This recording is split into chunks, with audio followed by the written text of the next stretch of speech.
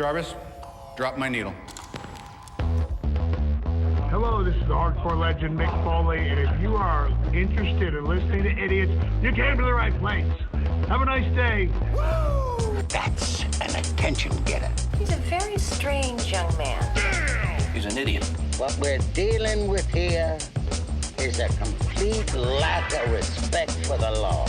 Oh my God, he's an idiot. You know, of course, that you're out of your jurisdiction. Personally, I think you're an idiot. But that's the evidence in the car. But I was going into Toshi Station to pick up some power converters. Always like to keep my audience riveted. Greetings, ladies and gentlemen, friends and fiends, and welcome to Free Range Idiocy, the podcast about everything, but mostly just the stuff we like. Are you feeling down on the general state of the world?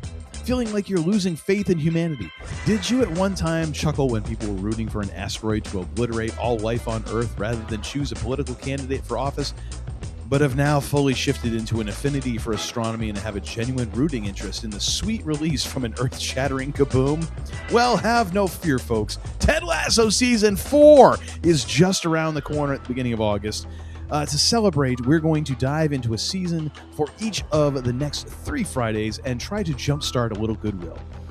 And if not, we're just going to turn into Roy Kent while grunting at the sky and dropping F-bombs. So let's get started with this season. In this episode 254, Believe in Belief. I am your Uncle Todd, and with me, as always, is the man who is responsible for me giving Ted Lasso a second chance and apparently making my new television binky. He has been my partner in Idiocy for over 2 decades and is the Jamie Tart to my Roy Kent. I give you the man they call Tim.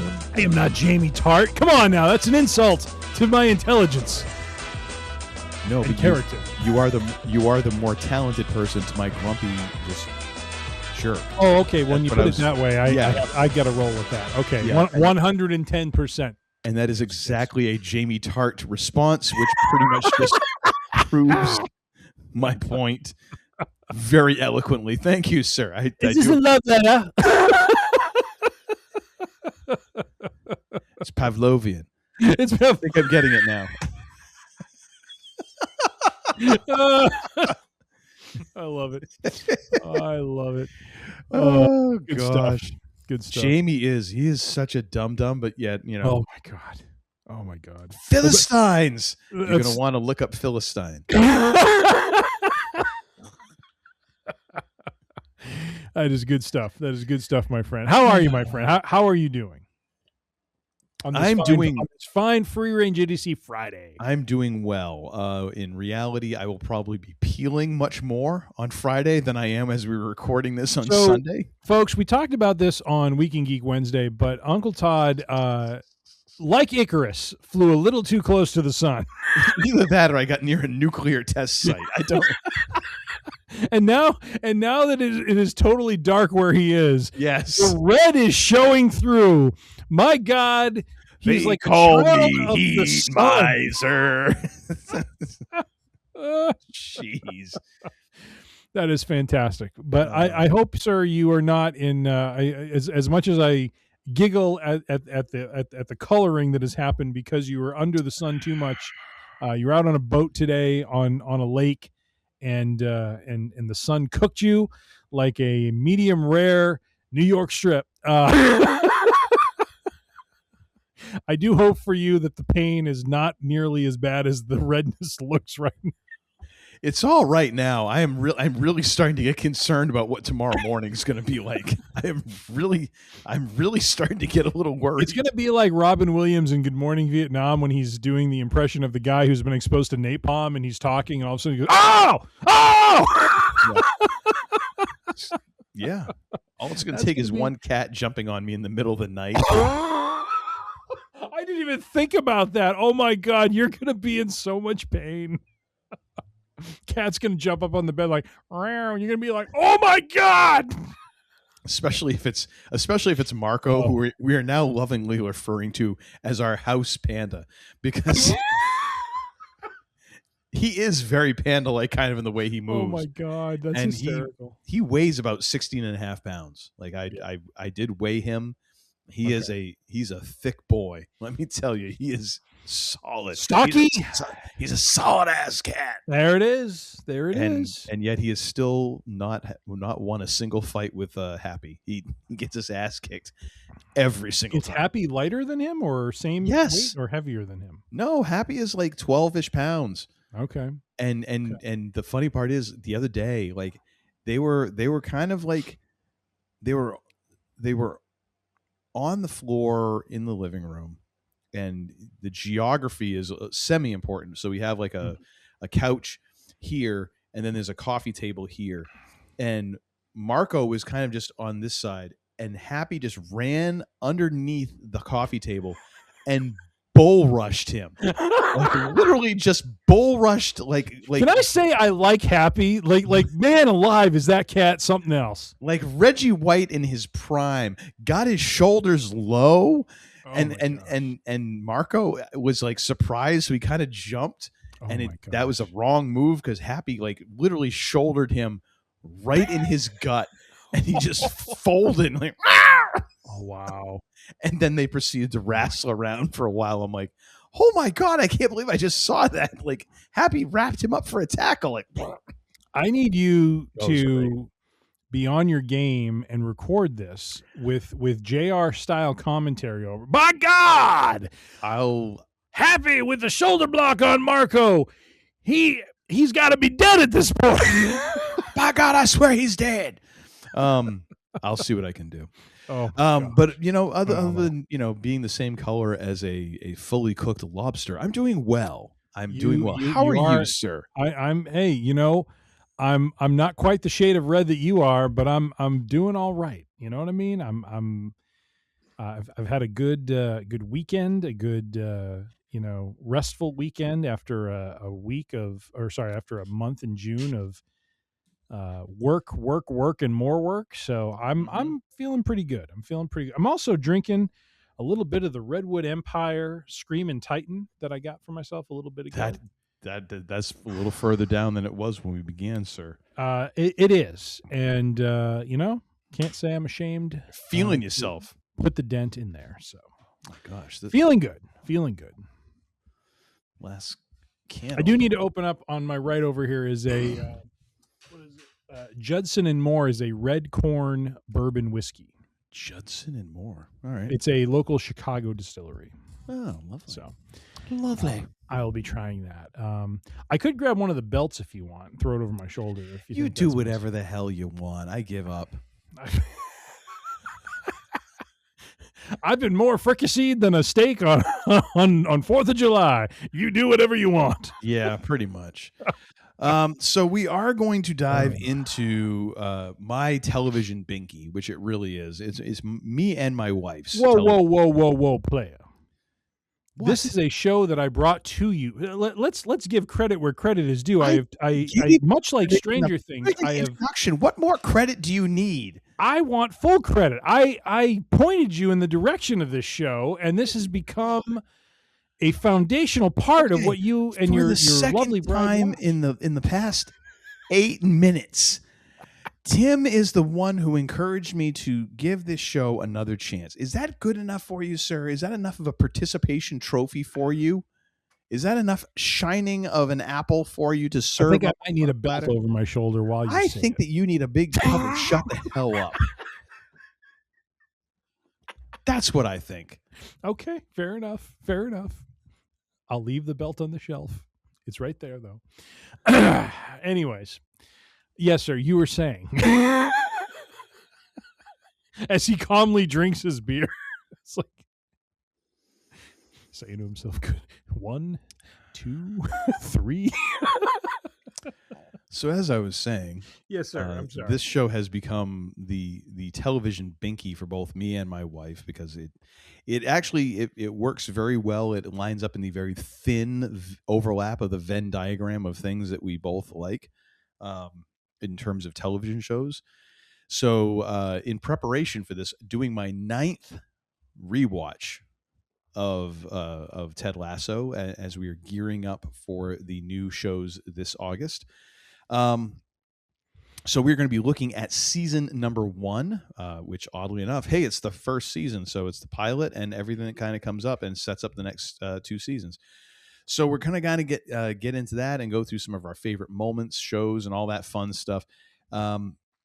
So let's just dive right into it. I mean, this is a show that basically came out of NBC, the television network, wanting some commercials for when they were covering the Premier League from the UK. And Jason, is it Sudeikis? Sudeikis, yeah. Okay. I never get that one right. Was brought on, and this concept of a American football coach being hired by a English soccer club to coach their team, and that was the premise. And it would kind of show him doing things and all that. And there's a lot of concepts there that do get translated into the pilot or the first few episodes, which is interesting. However, it's very interesting when you look at the character Ted Lasso himself and the tonal change in him. And Sudeikis, I think, has commented on this before, just about how he kind of felt like Ted Lasso needed to be much more of a positive character, needed to be much less abrasive, because there was an abrasiveness to Ted. He was much closer to lead Tasso that we see in season 2 than he was the Ted Lasso that we kind of know. Which is a great gimmick, by the way. Oh, it's so good, especially Beard doing to wake him up. How long have I been out?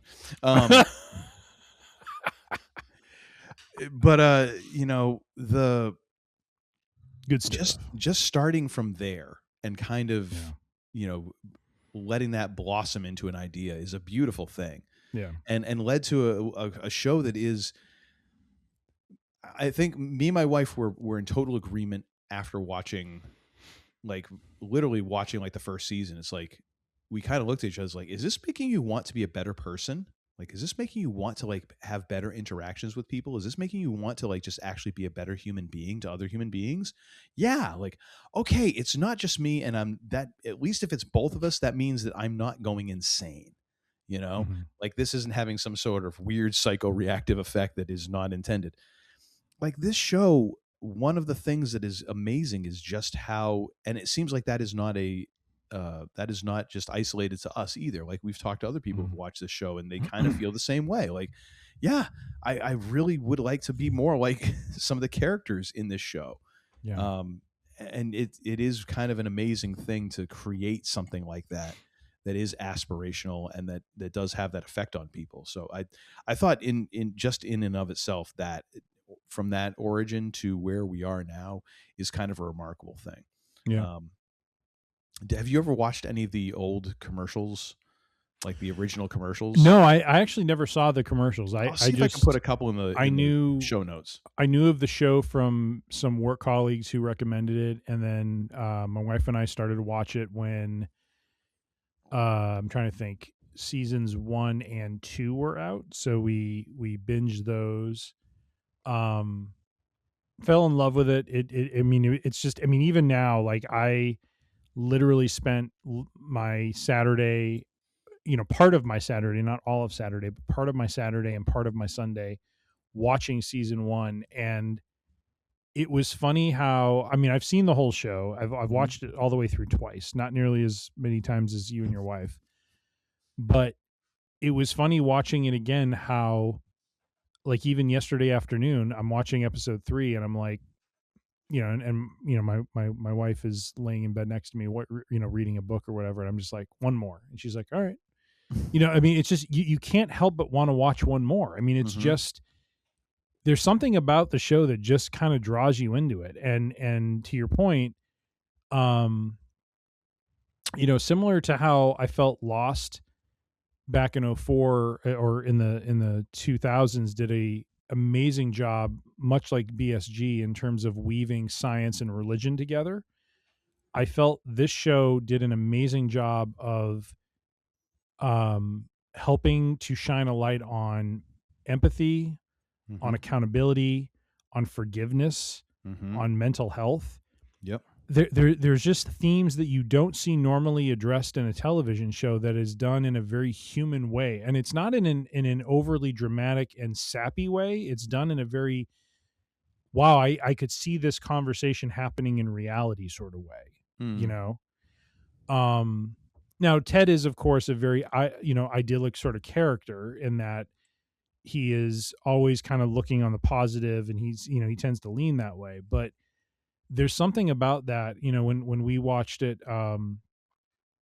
this was like probably 22, 23 maybe is when we watched it. And then the funny thing is we watched it with our kids just to, very rarely do our kids are adults now. And so we thought, okay, they're adults. They can handle the language and the themes of the show and whatever.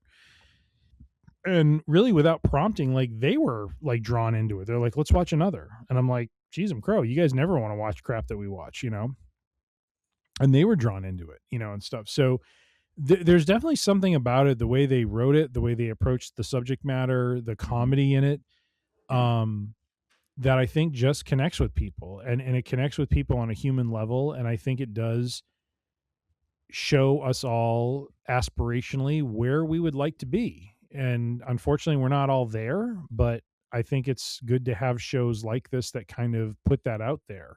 I think of Schitt's Creek as another one, that I know by the name alone probably wouldn't lend itself to that, but it is similar to Ted Lasso, and it is a show of optimism and of a lot of very similar themes. Maybe not as much on the forgiveness end of things, but it's just on that idea of treating people as people, and understanding who they are, and knowing and understanding that behind everyone is a larger story that we just don't understand, that can fuel certain activities and actions. And that's after watching season 1, I think that's something with Ted's character that I really feel like, all of us need a shot of, is taking a pause and trying to understand people, because there's a lot that goes into why they do what they do. And so I can't recommend the show enough to people, because it is just, it's well written, it's well done, and it's got a great story behind it. And while I'm excited that there is a season 4, there's a part of me that's just like, please don't ruin what was a wonderful arc of 1 through 3. Like, hopefully this is very complimentary to all of that, and it's not going to sully what is, a really good, good series, honestly. So, So you're saying to be curious, not judgmental. Amen and amen. Love it. So let's start right off with the pilot and a tale Which of is called The Pilot. Yeah, oddly enough. Let's go with a tale of 2 introductions, because I gotta say, like, the opening of this show to me is such a perfect introduction of and kind of a nutshell of where we're going to head with this first season. You have the first, you start out kind of bombastic. I forget, it's not Anarchy, God Save the Queen, Sex Pistols. Yep. We start that off. The team is doing drills, ironically not featuring any of the players that we will see later on. So these are all greyhounds that apparently were just showing up for practice then, and we never see them again. And then we pan over as the music kind of like, and we are face to face with Rebecca Welton, played by Hannah Waddingham, the fantastic Hannah Waddingham, and just staring right at her. She's staring right back at us. Instantly, like, you just feel like she is the centerpiece of the room. Like, oh my gosh, this is someone important. She's commanding the room, and we instantly understand where she's at, because she's talking. She kind of is dismissive of Higgins, with talking about the Hockney. Like, oh, do you want it? Oh, it's worth £1 million. Oh, you should have taken it. Auction. And you realize she's just dismissive. And then we get George Cartwright comes in, the current manager of the team. We find out that she's taken over the team from good old Ballsy. Oh my gosh. And then I love how they brought him back. Yes, because he was such a great character in this, and the fact that I love how he was one of the talking heads on the sports show. him and Roy's interactions are great. So good. So but just the way that she then proceeds to fire him, and the fact is, like, he is instantly such a douchebag. Like, you kind of don't care. Like, they don't give away the entire, like, major league-esque plot of this thing right away, even though there's a vibe there already. You can sense something's amiss. Like, they make George enough of a douche that you're like, okay, I'm okay with her firing him this way and just being so dismissive, and it being such a savage way of, like, your blatant misogyny. He's like, I know it's a big word. Go ask one of your daughters. And just all of this stuff. And then just, like, piss off. You, like, fan friggin' tastic that you just, now you're like, oh, I think I know who she is, And then we go right from that to Ted Lasso, because then they're like, well, who's going to coach the team? Ted Lasso walking out of an airplane bathroom, which I'm like, that is such a juxtaposition of how you're, because literally it's like you're from the perspective of, like, you could have been watching him from your seat, like, you're not face to face with him, and he just kind of walks out, and then he takes an ussy with the kid, and he's talking with Beard and all of this, and it's such a different vibe. And it instantly tells you, like, oh, and these are how these two characters behave. And it's such a great economical way of giving you a tremendous amount of information about those characters very quickly. Yeah. And giving them something to do. Like, it's not just like, oh, let me info dump on you. It's like, no, they're kind of doing things and going about their days, So I thought that was really great. And as a rule, like, they do a great job of introducing characters. Yeah. When they show Jamie for the first time, like, saying, like, oh yeah, Jamie, he's really great at football. And then he shows him being a complete a-hole to his teammate. It's like, again, you get all these just insights right away about who the main characters are. Some of the other characters, they change a little bit as we go on, and you notice, like, oh, well, Isaac is much less of a chucklehead once we get about midway through the first season. Like, right. Okay, things are changing. Then once we get second season, it's like, oh, wait a minute, totally different dude. But I just felt like the way that they introduce these characters is so great. Even Keely, the way that she kind of walks in and commands the room, in a weird sort of way, in this kind of cheeky way. But at the same time is just this very kind of, even though she's being cheeky, she's just very pleasant, like, just very upbeat. And it's like, oh, okay, I think I know who that is. No, the whole thing is friggin' great. And even the intro of Beard kind of and Beard and Higgins as kind of like each one of these characters' right hands.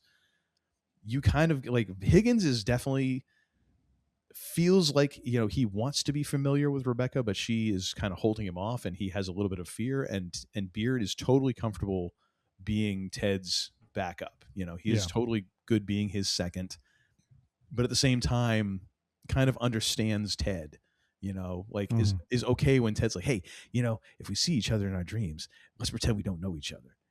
And Beard's like, okay, I'll play along. Like, why not? Like, this is my best friend. I love that. Again, like, all these little second level things. Yep. I just barfed a whole bunch of stuff there.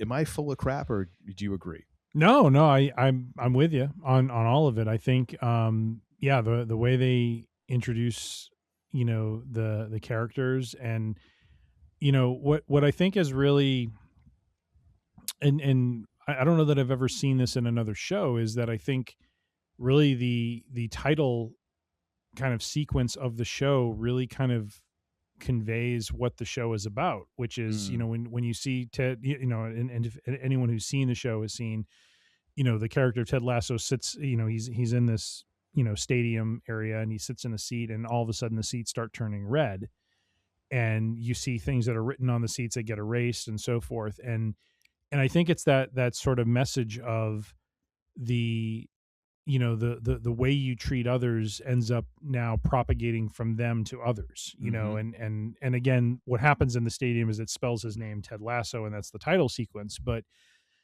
in a lot of ways, it's very indicative of where the show goes, where he is a coach that he's present as a coach, but he puts a lot of responsibility on his team, and he wants people to take ownership of their actions and the things they do. Like, I think a great example of that is very early in season 1 is, Roy comes in and complains about the way the players are treating Nate. Yes.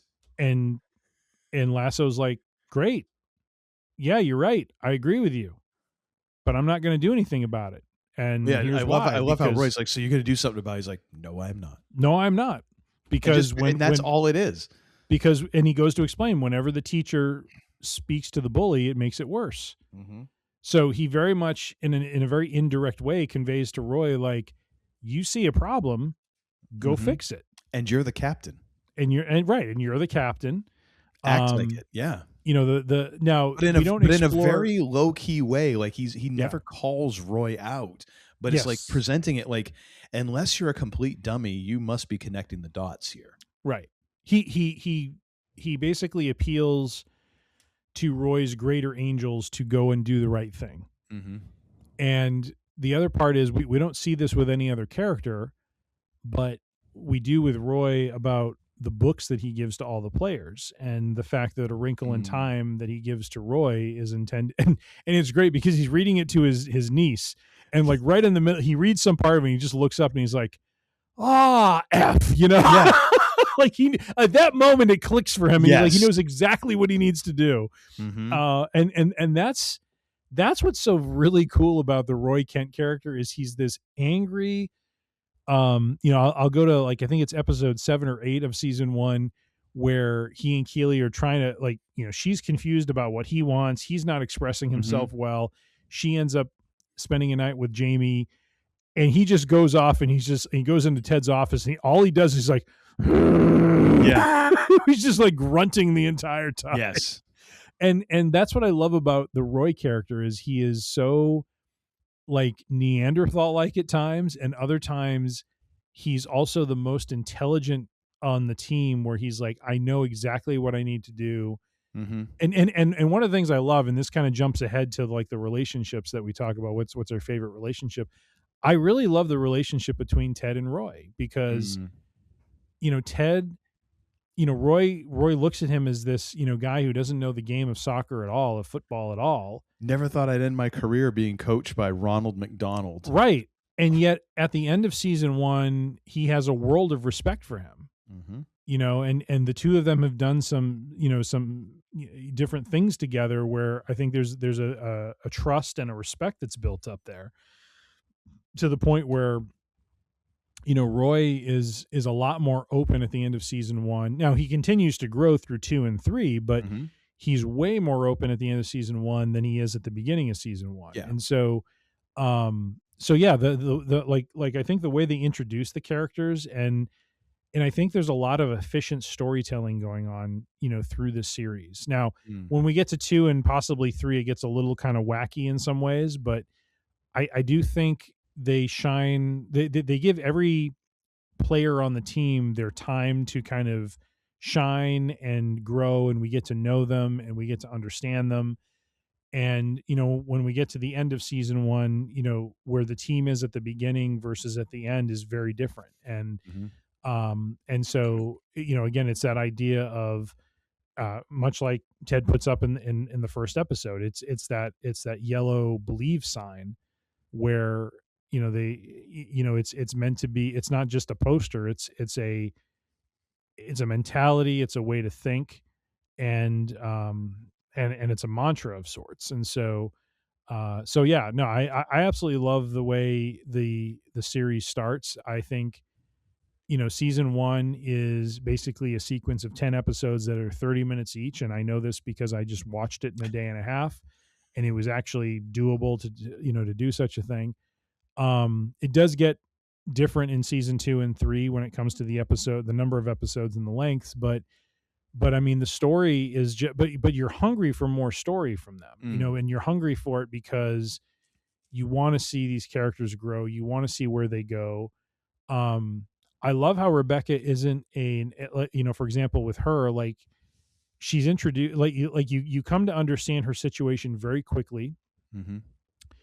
and she's not painted as a caricature of a vengeful owner in the way that was done with I don't know her name, but from Major League. That's the comparison is Rebecca versus the owner of the Cleveland Indians from Major League. Yes. She is not in any way, shape, or form equal to that woman. She has something that is driving her to do what she's doing. And I think the way that and I very rarely use this word, but I think the way they treat her character throughout season 1 is in a lot of ways lovely, because she is very hurt and vengeful, and you see throughout the season when her ex-husband appears how he rattles her and he tortures her, and he in a lot of ways abuses her, even though he's not in her life anymore. Oh, totally. He's totally screwing with her. Oh, absolutely. Absolutely. I mean, just an awful, awful human being, and who is played to perfection by, unfortunately, the late Anthony Hurd, who passed away, I believe, about a month or two ago. Yeah. Unfortunately. He does an amazing job. Oh, and what I love about him, and it goes back to, or about that character, is this is something that I saw in a show that I still love, called Titus. It was back in the 90s at this point. And Stacy Keach played the father of the title character. Yep. And he was it's tough to describe, but anyways, Stacy Keach is not in the pilot episode until the last minute and a half, 2 minutes. And Christopher Titus, the star and the writer of the series, handed in the pilot, and they're like, how can we do this? Like, Stacy Keach is the known quantity here. Like, we were planning on kind of leveraging people's knowledge of Stacy Keach to sell this show. He's like, and you're not going to have him in the episode until the very end. And the idea being that they built this character up through flashbacks and the way that the other characters would talk about him. Because literally the pilot episode of Titus is called Dad's Dead. And the whole premise is like that Dad is dead in his room, and everyone is too frightened to go in and check on him to see if he's actually dead. And then he shows up at the very end and turns out he's not dead. And not to give it away, but it's like it's almost a 30-year-old show, folks. Like, I'm sorry if I spoiled it for you. You should still go watch it because it's worth the ride, even if you know how it ends. But the fact is, like, we hear about Rupert, and it's not for, like, his first screen time, I believe, is for the children. That's the first time that we see him on screen. We see a picture of him when they're showing, like, the owners and stuff, but you don't actually see Rupert until, I mean, I forget what episode for the children is, but I mean, that's got to be like fourth episode or something like that. I think so, yeah. We go several episodes of Rebecca, like, working out of this deep wound, this deep hurt that she has, and then when you finally see the person who is causing that, you're like, oh, that guy. And he fills those shoes and then some. Yes. And that is the great thing, is that not only is this guy as bad as you thought he was, he's actually worse, because in a way he almost charms you a little bit. And then you realize, like, son of a bitch, he got me. Like just today when I was watching, it was either episode 9 or 10 when it was episode 9. It was all apologies, because he is the motivating point that gets her to finally talk to Ted and confess. And the way he tells her that he's having a baby with Bex, who is, the younger Rebecca, if you will, the child bride, which is which ironically, so she's played by Keely Hazel, which apparently is a British model who Jason Sudeikis, I think, was dating at the time. Yeah. And she, basically the character of Keely is based on her. And which is really interesting because, not that Keely makes fun of her, but there, like when they go, I think it's episode 7 or 8, when it's making Rebecca great again. Yes. When they're at the hotel and you see her doing, like the video on the hotel TV, and she's like, I don't remember doing that. And I think she even says, she's like, I'm famous for kind of being famous, sort of thing. like that totally, like, kind of paints the picture of that whole thing. But the way that he breaks that news to her, and the manipulative nature of it all, and the way that he's just like, well, I wanted you to know first. I didn't want you to hear it from another source. And dude, can I tell you, like, my God, like he is such a freaking prick. And then the way she plays it is just amazing. Like, you're with her through the heartbreak, through the sadness. Holy crap. The last 3 or 4 times we've watched that, like, I literally I cuss a blue streak at Rupert, and my wife is like, you do know he's a fictional character, right? Like, you do know that's not a real person. I'm like, yeah, but he still deserves it. And all credit to, is it Hannah Waddingham? Hannah Waddingham, yes. Right. She's amazing. I mean, the way she plays, like, the emotions that she plays throughout this series, let alone in season 1. I mean, she is just incredible. She's just incredible. Fantastic. And ladies and gentlemen, just for the record, not that Uncle Todd would appreciate this or not, but she is, believe it or not, I know. the lady in Game of Thrones that was ringing the bell saying, shame. Oh my God. Like, for her to go from that to Rebecca is basically like the two ends of the acting spectrum right there. I bet she chewed scenery then too. Oh my God. Hannah Waddingham is amazing. And so like that question of, like, who would you want to hang out with? Yeah. In real life, if you could hang out with the characters, not necessarily the actors, because I don't know enough about the actors, but like these characters, my first instinct is to say I'd want to hang out with Rebecca. Yeah. Just because I'm like, she's amazing. Like, there's just, like, funny and this, but then I'm like, I also know myself enough to go like, I would be intimidated totally. Well, and it's so interesting. There is a certain power that just radiates from that character. Yes. And that's why I like watching Keeley just kind of like insert herself into her life. Yes. And like when she comes in, she's like, I've decided I'm not going to be afraid of you anymore. And Rebecca's kind of confused, like, you were? Because she doesn't necessarily understand like this sort of like facade that's there.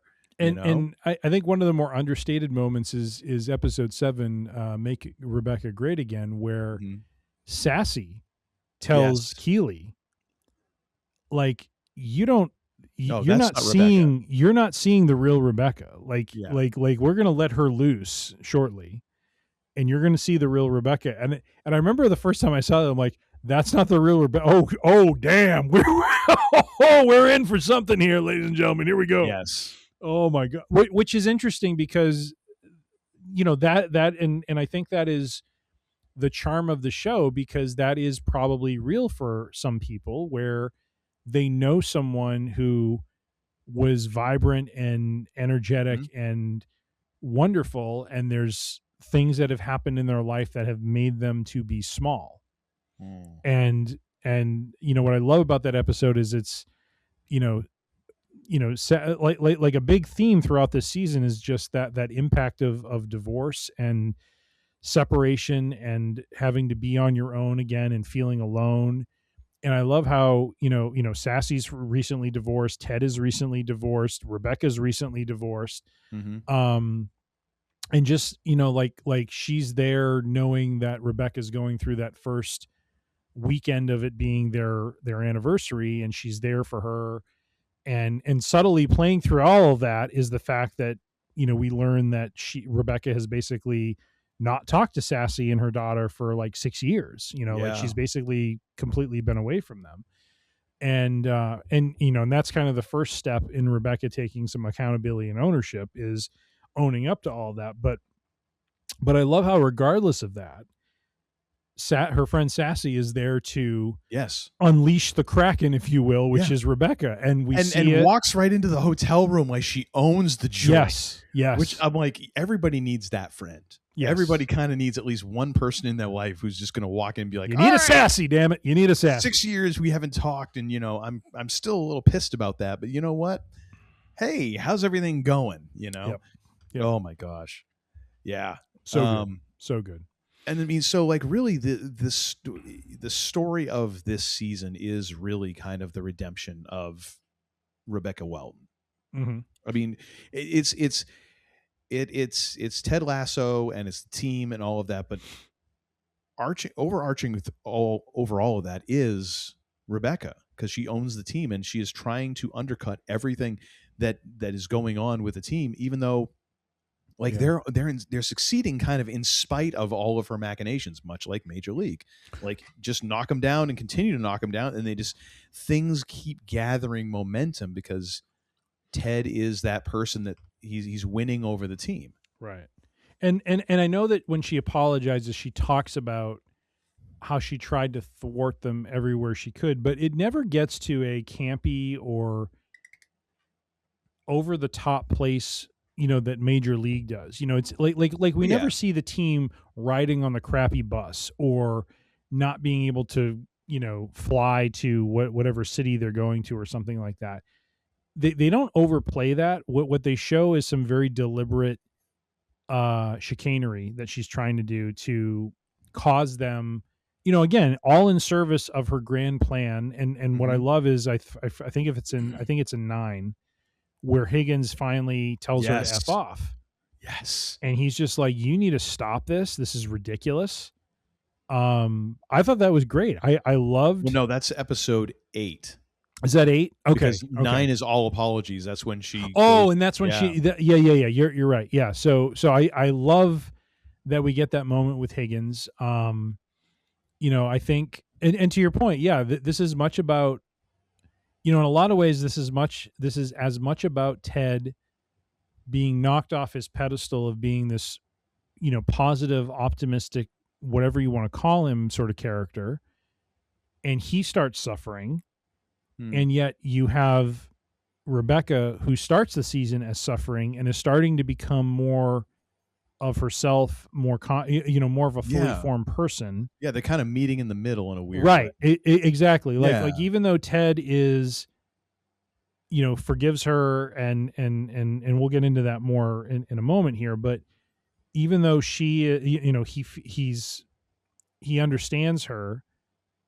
This is, they're both on journeys where, they're kind of starting in different places. And like you said, they're meeting in the middle. And Ted's got a ways to go because there's things that he's not dealing with that start to bubble to the surface. Yeah. And I think one of the most haunting scenes in that first season for me, and something that I love they did it when they did it in the season, is when she comforts him when he has the panic attack. Yes. And it's not when she comforts him during it. It's afterwards when he says to her, tell Beard I'm going to be at the hotel, and he walks. And as he's walking away, again, Hannah Waddingham, just freaking amazing. The look on her face as she sees this broken man walking away, knowing what she's been doing to him. Like, at least that's how I read that scene. Like, when I look at her face, I don't see it as she feels bad for him because he's going through a panic attack. It's like, what have I done to this guy? Well, and then you go before that. Yeah. Again, just to play, again, I mean, hey, we're hyping up Hannah Waddingham, which I'll do that for the remainder of the night and without any kind of apology. But it's well deserved. I mean, she's a major part of that first season. Yeah. To your point, it's a lot about her redemption arc in that first season. I think you're right on with that. But you go to that moment in For the Children when she's outside and Ted gives her a hug, and at first she has that moment of like, and she doesn't really know what to think or do, and then she just kind of gives in and is like, you know what? I'm just going to allow myself to be comforted here. Yeah. And just, you can see her kind of let go of the burden of what she's doing to him. And she just allows herself that moment. She's being human. Yes. Yep. Yeah. She drops all of that and just allows herself to feel all that.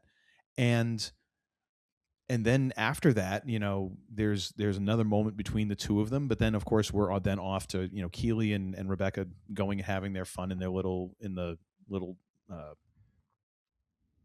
rickshaw, bicycle rickshaw taxi, whatever you call it, which is cool. It's a great way to end the episode, but it sows the seed for this that then she would have that reaction of like, what am I really doing to him?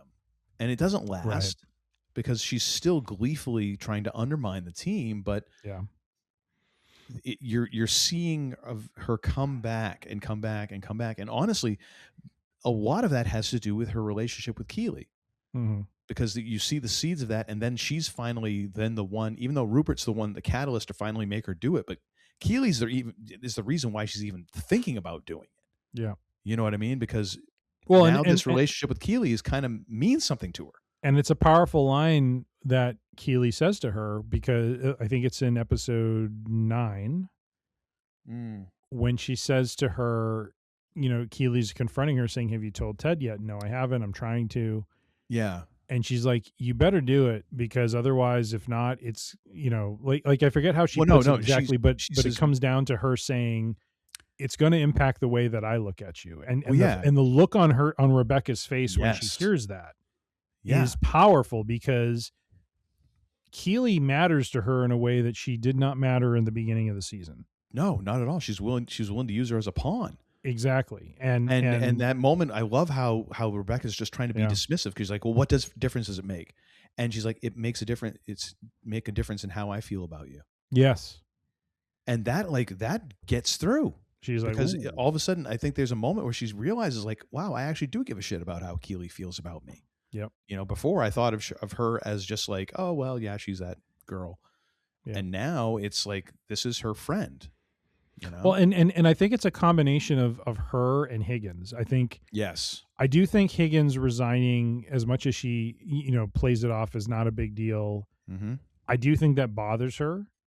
I think deep down she knows he's a good man, and that he was, she brings up several times about his involvement in covering up Rupert's affairs and all that sort of thing. And, I love how we get that moment where we see, the soul patch jazz Higgins. Oh my gosh. Which is hysterical. So, and even before that, just the fact that she instead of ringing the bell, she just taps on the window and he's like, ah, like it scares him. Again, it's like the most Higgins response you could possibly want. That and him playing the bass, and he's like, oh yeah. And I love that about Higgins. Like, he is this whimsical sort of character and soulful. Like, yes. Oh my gosh. But I love how between when they're doing the photo shoot in the locker room and Ted says, gee, I wish Higgins were here to see this or whatever. And the way that Rebecca responds, that, he made it very clear. You can tell that she is actually hurt. And I think it the way that Higgins, he tells her to F off, but then she thinks she's getting the final word on him by telling, you were having lunch with me while Rupert was sleeping with all his girls. And he's like, I wish I shouldn't have done that. And I wish I'd been braver and this and that and the other. But then he comes back and he's appealing to her as her friend, not as as his boss, but as his friend, like, stop this. Yeah. And then finally just turns his back.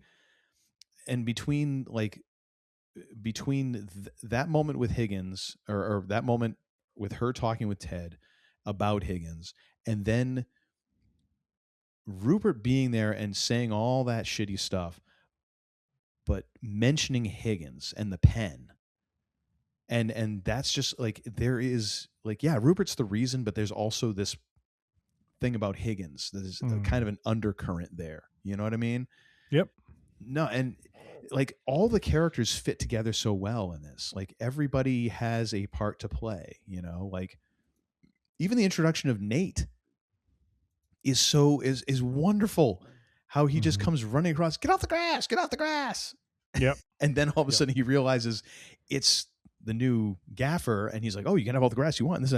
And then everything is all straightened out. Everyone's all smiling. He's like, still you got to get off the grass. Like it's like he is that anal retentive and just pent up and worked up that, like, even though he's the new guy, you got to get off the grass. We must follow the rules, that sort of thing. It's like, okay, now I know who this guy is, Yeah, they're very efficient in the storytelling in this in this series, because they establish characters, and they don't much like we talked about in Week in Geek Wednesday with with that tombstone sequence with Wyatt and Johnny Tyler, is there's an efficiency to the way the scenes are written and the dialogue and what that dialogue establishes, and it's interesting to see it play out, and really, it's the power of the show. I mean, I think there's just a lot of really solid writing in the show that helps establish characters, provide background, set context, and it just helps you as the viewer just kind of go for the ride and not have to you probably have questions about some of these characters, but through much of season 1, it's like, I'm not sitting here wondering about, the Isaac character until we get to episode 9 or 10, when, Roy finally gives him the captain's band. It's like, yeah, I wonder what his story is, like you don't really, and it's not that you don't care about him. It's just the way the show is shot, and the way the episodes are set up is to have a focus on certain characters and progress their stories. And they just do it in a very efficient way, I guess, for lack of a better term. But there's and the way they plant the seeds. Yes. Like, you notice Sam is the one that comes to Rebecca to talk about when they're breaking the curse. Yes. And you notice that in the final episode after the big game, who's sitting next to Rebecca? Sam. Yep. And after Sam answers the question of, a goldfish, you see that look on Rebecca's face looking at Sam. And I mean, it could mean 100 different things, but it's there. Yeah. It's there to use later on. Isaac, when he's nudging, I think it's Colin, when they're having the movie night, to turn off his phone and pay attention to the movie. And Roy is sitting behind them. And Roy looks as seeing this, like that Isaac is in a way taking a leadership role. So that then, it's not just about, well, Isaac threw a chair at the TV, and when Roy has to choose a new captain, he's choosing Isaac, and he says, never stop throwing TVs. But it's not just that. It's this other thing that he saw, and after basically, like, Isaac and Colin being Jamie's side pricks, as Roy so eloquently puts it, to then see that growth and be like, okay, this guy should be the captain. Like, that's a hell of an arc, because he was in stark contrast to where Isaac was before, Yep. Yeah, it's so great at just kind of laying that groundwork and in making a very compelling first season that also had a lot of fertile ground for the next 2 seasons. Yes. Is very well done. And of course, you can't do that without the villain. So we've got Rupert as our Thanos in this situation. However, in much the same way, a lot of people have said, like, the another compelling argument as a protagonist in the Infinity Saga would be Tony Stark. Rebecca's kind of also the antagonist. So I mean, she's like the on the ground antagonist, and almost Loki to Rupert's Thanos in this way, and in the same way, Loki kind of has a change of heart. So I guess that kind of fits. But like, you have to have those big personalities, and Rupert certainly works as the asshole villain for sure. But Rebecca also works very much as that wounded, antagonist who's going to try and screw with things, but at the same time, you're like, I kind of get why she's doing this, but still, like, please don't, Yeah. Well, she starts out as the antagonist when season 1 starts, and then it's like episode 4 or 5 when Rupert's introduced, and now you start to understand a little bit more, and you see his manipulation and the way that he operates, and it begins to plant the seeds of the transition of, okay, if I'm not liking Rebecca, I'm starting to really not like Rupert, and it opens the door for her to redeem her. It's really quite masterful how they do it, because the first several episodes, she really is acting like kind of a jerk, and trying, and really is kind of like that owner from Major League trying to thwart the team. And then when we get to that episode, I think it's 4 or 5, when it's with the children's charity, is you start to understand a little bit more about her. But now you see Rupert, and it's like, okay, now I'm starting to understand why she's operating the way that she is, and, yeah, totally. And that sort of thing. So no, I mean, I think, like I've said, I think the show is efficient in the way that it, tells its story, and the way that it, works with its characters. And just all credit to the writing team, because they do an amazing job of just, being very resourceful with the time and the screen time they have with their characters, because it really, I don't know that there's a lot of waste in season 1, like everything carries weight, everything has meaning. I mean, even going back to episode 1 with the taxi driver, and then later on it was episode 3, when which is one of my favorite moments, which is when Ted sits down and has dinner with Trent Krim, of the Independent, and it's all ties back.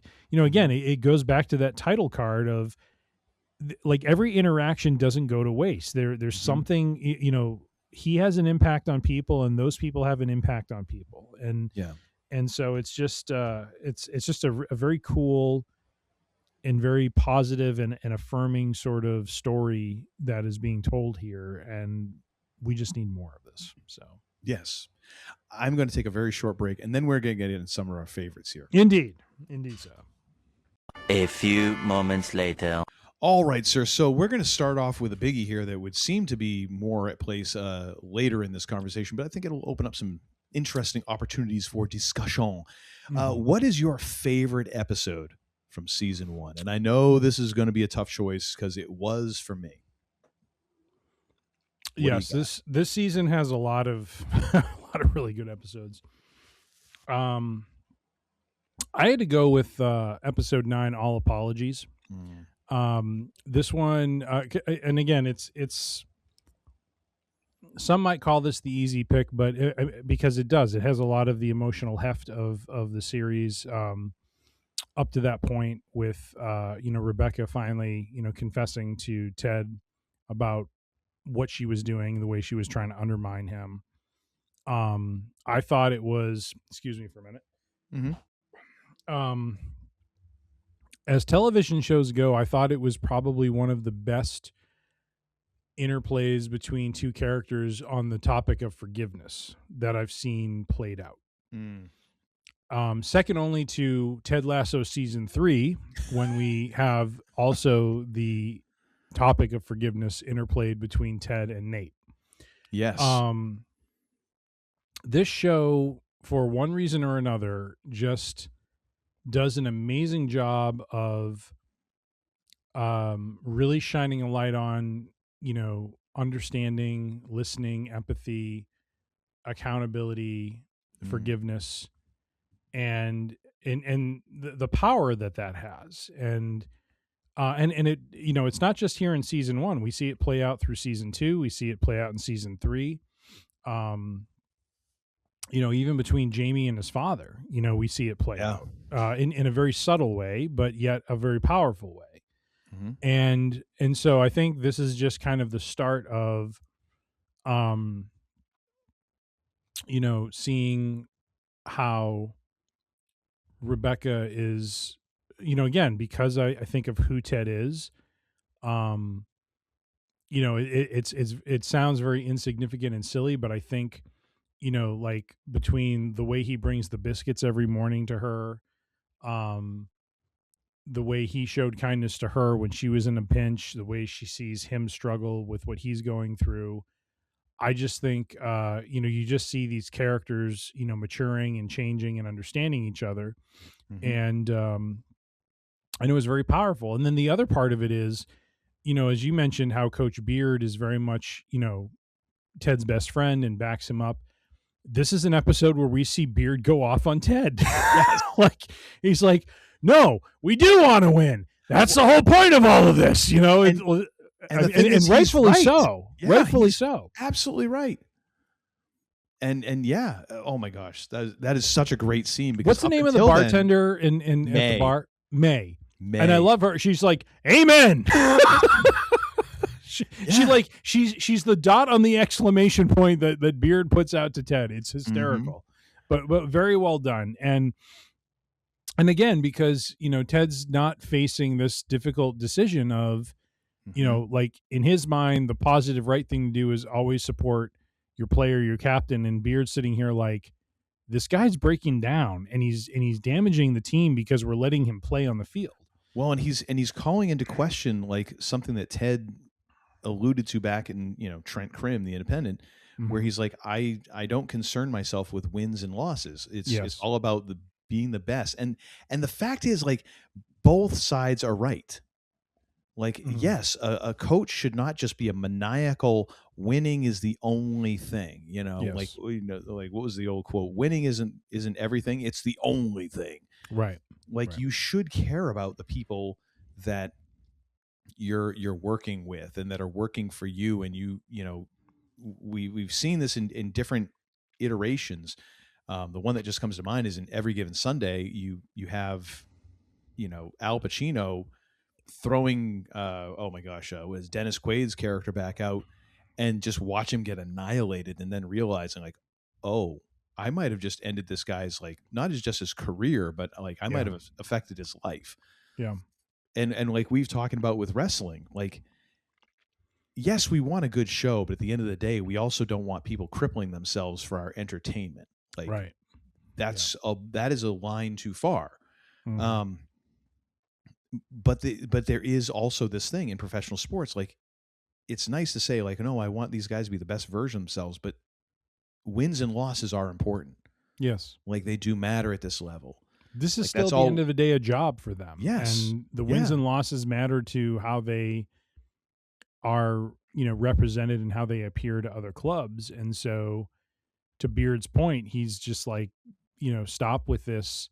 And what's interesting is this becomes, you know, kind of a bigger issue in 2 and 3 with him, is him having to finally come to terms with dealing with stuff and not just trying to sugarcoat it all the time, or only look at the positive side of things, or pretend, you know, that, and then, you know, for Roy as well, you know, he gives, you know, when Ted tries to talk to him about it, he gives him an extremely hard time about the whole thing. But then at the same time, you know, again, and this is the beauty of the show, is that the characters all play a role in influencing other characters. And so Keely, you know, that whole scene where she brings, is it Nora, who's his niece, I think? Is that her name? No, Nora is Sassy's daughter. Okay, who is Roy's niece? Phoebe. Who on, oh my gosh, one of my favorite things about Roy, can I just tell you? Yes. Is the fact that so many people are intimidated by him, but children are not. But and you see it in other seasons too, especially season 2 when he's coaching the kids team. And I love the fact that like everybody else is like, oh my gosh, he's so scary, and children, because they kind of get it. Like, they're like, he's this person, but you know what? He's also that cuddly monster. You know, it's like, well, and when Keely has her close her eyes and say all the attributes that Roy has, and he realize, and you know, she doesn't once talk about him being a soccer player, a footballer. And her whole point is like, that's not all you are. You're more than that. And him coming to that realization of, you know, he is at the end of his career, and it's a very difficult, you know, that is a hard thing, I'm sure, for any athlete to deal with, is that the end has arrived. You know, we talked about in Week in Geek Wednesday, you know, Sheamus. You know, I think anyone who's done something for a long period of time probably gets to a place where they think they can just keep doing it, and they forget that at some point Father Time catches up. And not just doing something, but like your full effort is in this. Like, you have sacrificed. Like, it's not necessarily like, I get that, like, okay, so I'll put myself in this category too. Like, for our careers, we've both sacrificed. Yes. Like we've definitely put in time in different areas when we could have spent it at other, but I don't think that either of us has really sacrificed to the point of a professional athlete where you are spending an inordinate amount of time away. You're traveling. You are, your entire routine is based around physically keeping yourself right, mentally, all that stuff. It's a different level of sacrifice. And to be that deep into that, and then all of a sudden, like, oh, and now it's over. Like, I can see why a lot of these guys go nuts and kind of get listless or spend all their money or whatever. It's like, what do? You've had this framework for all of your life. Yep. Like if you took away, like, there, as much as I sometimes can think like, oh man, gee, if I didn't have to work, wow. Yeah. You told me, like, in an injury situation, like tomorrow, like you see a player who blows out the knee and that's it for their career. Like, you tell me I'm done doing my job and I cannot do that anymore. It's going to freak me out because now it's like, oh, I got to find a way to, like, in a basic way, fill the friggin' hours. Right. Yeah. So there is that aspect of it. But I think the wonderful thing about this is a lot of the times when we're dealing with these things in this show, both characters can be right because there is a balance to be struck between them. Yeah. But yeah, I kind of went off on a little more philosophical point there than I had planned on, but that is my favorite episode. All apologies. It is the penultimate episode of season 1. It tees everything up for what comes in episode 10. And but no, I mean, it's a powerful episode emotionally. It is it's really well done, and it's in a lot of ways a payoff of everything else that came before it. In a very powerful way. What is your favorite episode, sir? First of all, I would say that if this was a top 3 instead of just a 1, All Apologies would probably be in my top 3. Like, it is a fantastic episode, but of course it would also be almost like a tie with all of these episodes. This was really hard for me to pick just one. Because also, like, in that top 3, I'd probably go with For the Children, because I have a soft spot for that. Even though Make Rebecca Great Again is a fantastic friggin' episode and does so much. Holy crap, does a lot happen in 35 minutes in that episode. However, I'm going to go with the episode after Make Rebecca Great Again. I'm going to go with The Diamond Dogs. So here we get the aftermath of Ted and Sassy's one night stand with the immediate cold opening of them getting off the bus from coming back from Liverpool or wherever they were. I think it was Liverpool. Yeah. And, Beard being like, you didn't talk to me for 5 hours. That sets a new record by 5 hours. Like, you never do this. And then, like, Ted wanting to talk about it, but not wanting to talk about it. And this kind of becoming the birth of the Diamond Dogs with a very, very hungover Nate, which is freaking great. He basically spends the entire meeting with his head in the trash can. Yeah, basically. That. Yeah. We also, in this episode, we get the Ted Rupert dart scene, which is iconic in a bubble. Which I'm sure we'll talk about more as we go on here. We get the whole Roy opening up to Keeley because this is the episode afterwards. They had their kiss, and Keeley obviously thought that was going to go a little bit further, and no. We get that press room scene between the two of them after he kind of gets over the whole Jamie thing. Then we get to the end of this. We get Higgins telling off Rebecca. Mm-hmm. And then, because Roy and Keeley kind of went on their date, they get the paparazzi data card. She comes back and she confronts Rebecca with the photo, knowing like, hey, I know this whole thing that you've set up. Oh, snap. I mean, there is so much that happens in this episode. It is kind of incredible. And the fact that, yet again, like, we get another great reaction from Rebecca when Ted is in the midst of that dart scene, talking about his father, and as soon as from the day my father passed away at 16, when I was 16, and you just see this look on her face. Mm-hmm. It has a little bit of everything, really, that I love about this show. and ironically, very little football going on, but a lot going on with the characters. So I guess that kind of demonstrates what this is most important to me about. But a fantastic episode that does a lot of lifting, heavy lifting in terms of like not necessarily moving the plot forward, but in really setting up the home stretch of this season, especially that dart scene, because that's really the one that cements it. Like, oh my gosh, Rupert is such a terrible human being. Oh yeah. You know? Oh yeah. And then by the time he kind of reveals the pregnancy at the end, you're like, yes, I knew it, you son of a bitch. Mm-hmm.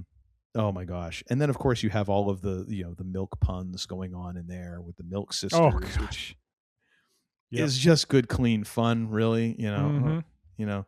Oh, they're not going to make, oh, they're not, did they expire? Like, oh my God. Of course he's going to get one more in. Of course. But that dart scene, man, is yeah. It really it kind of is like that moment where it's like, if you have to show someone what Ted Lasso is, it's funny. You're not going to show them anything from a football match. You're showing them two guys playing darts and monologuing, And Ted doesn't flex very much, but in that moment he does, because I think he's doing it, in a way. And he says this too. Rebecca's like, "What the hell are you doing?" And he's like, "I think it's called white knighting." Yes. Like he's, he's trying to do something good for her. And you see how, again, this is the efficiency of the show, is like through the monologuing he's doing, you get a sense of the fact that here's a guy who everyone thought was a joke, and he proves them wrong because they underestimate him. And Rupert underestimates him. He thinks he's some, slackjaw yokel from, the middle of America, and he ends up being someone who's extraordinarily talented at darts because of the time, as he explains. And he does it in a very logical and a very, simple way. Well, not to mention the fact he hustles him in a little way. Like, at first, he's using his offhand, which again, we now get back to the Princess Rupert, Bride. you tell me what the score is. We already get one Princess Bride reference in season 2 with an "As You Wish," but this is the first one where this is literally Inigo and Montoya and Wesley doing their sword fight, where they're both fighting with their offhand, holding back something from the other. And he's literally like, "Oh, I forgot, I'm left-handed." Thunk. And I'm like, because Rupert's going to, thinks he's going to hustle him. Oh, I brought my, expertly weighted professional darts, and Ted's already ahead of the game. He's already started the hustle, Oh my gosh, it was great. I love that. Yeah, very good. Yeah. But yeah, great episode. But absolutely. There's really no bad choice here. I feel. No, not at all. Not at all. Least favorite episode. Nana. Trick question. There are no bad episodes. That's right. There are none. This season is solid, top to bottom.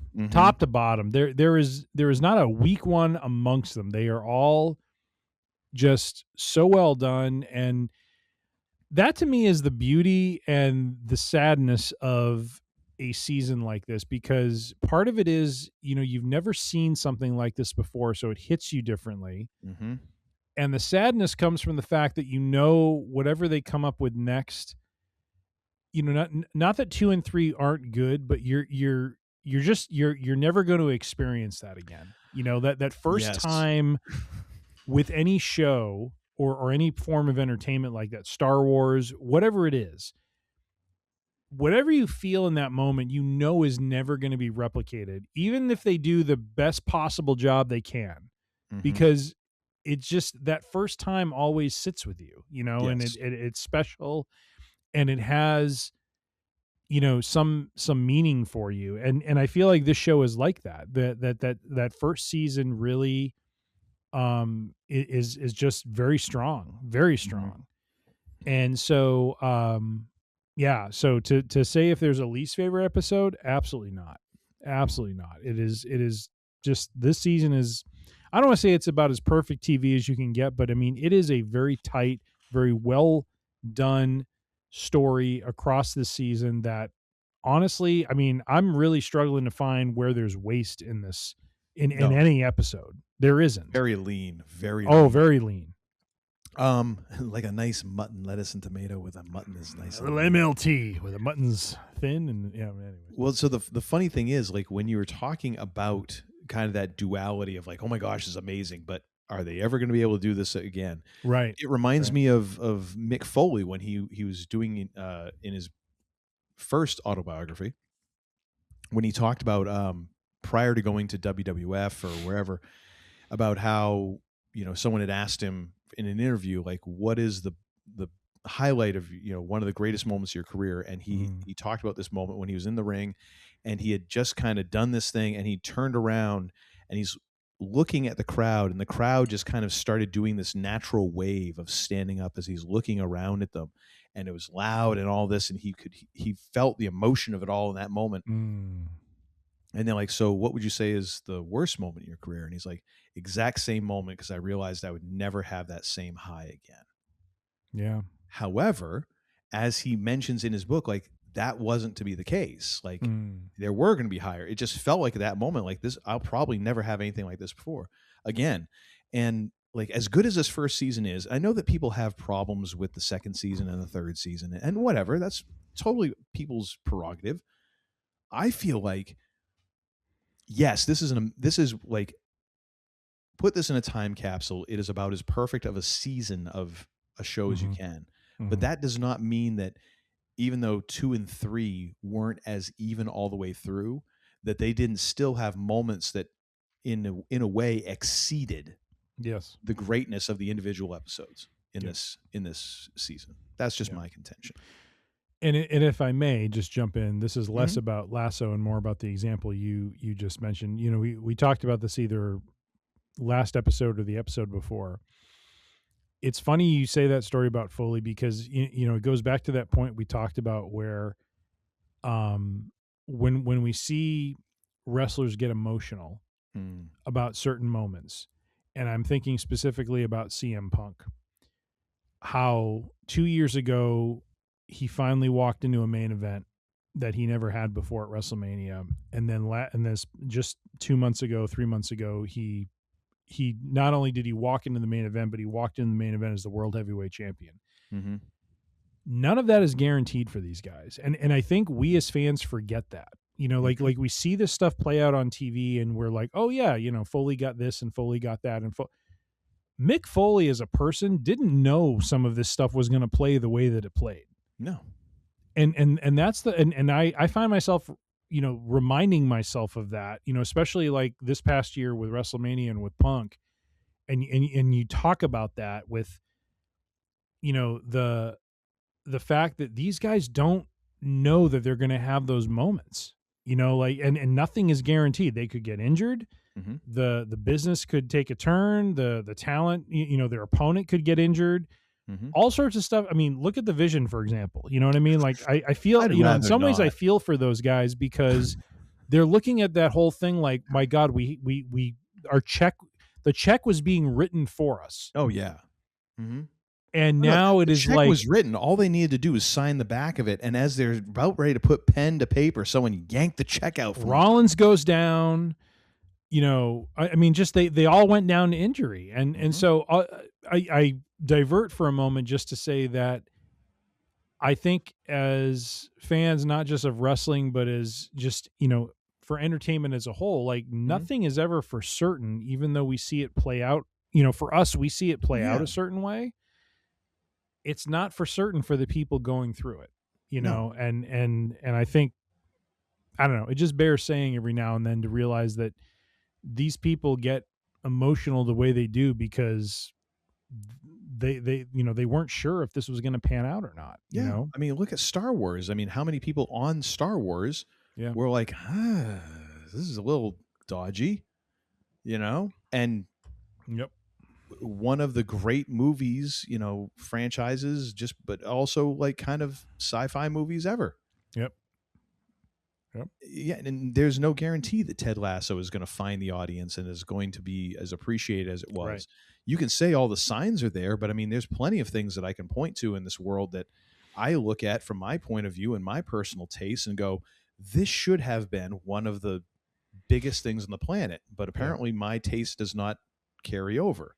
Nope. Or it just didn't reach the right audience, or it came along at the wrong time. You never know. No. Never know. So Nope. just, but so that, not to say like that I'm saying that like, oh, well, it's wrong to appreciate season 1 for being so consistent and amazing in and of itself, because I like moments in 2 and 3 maybe better.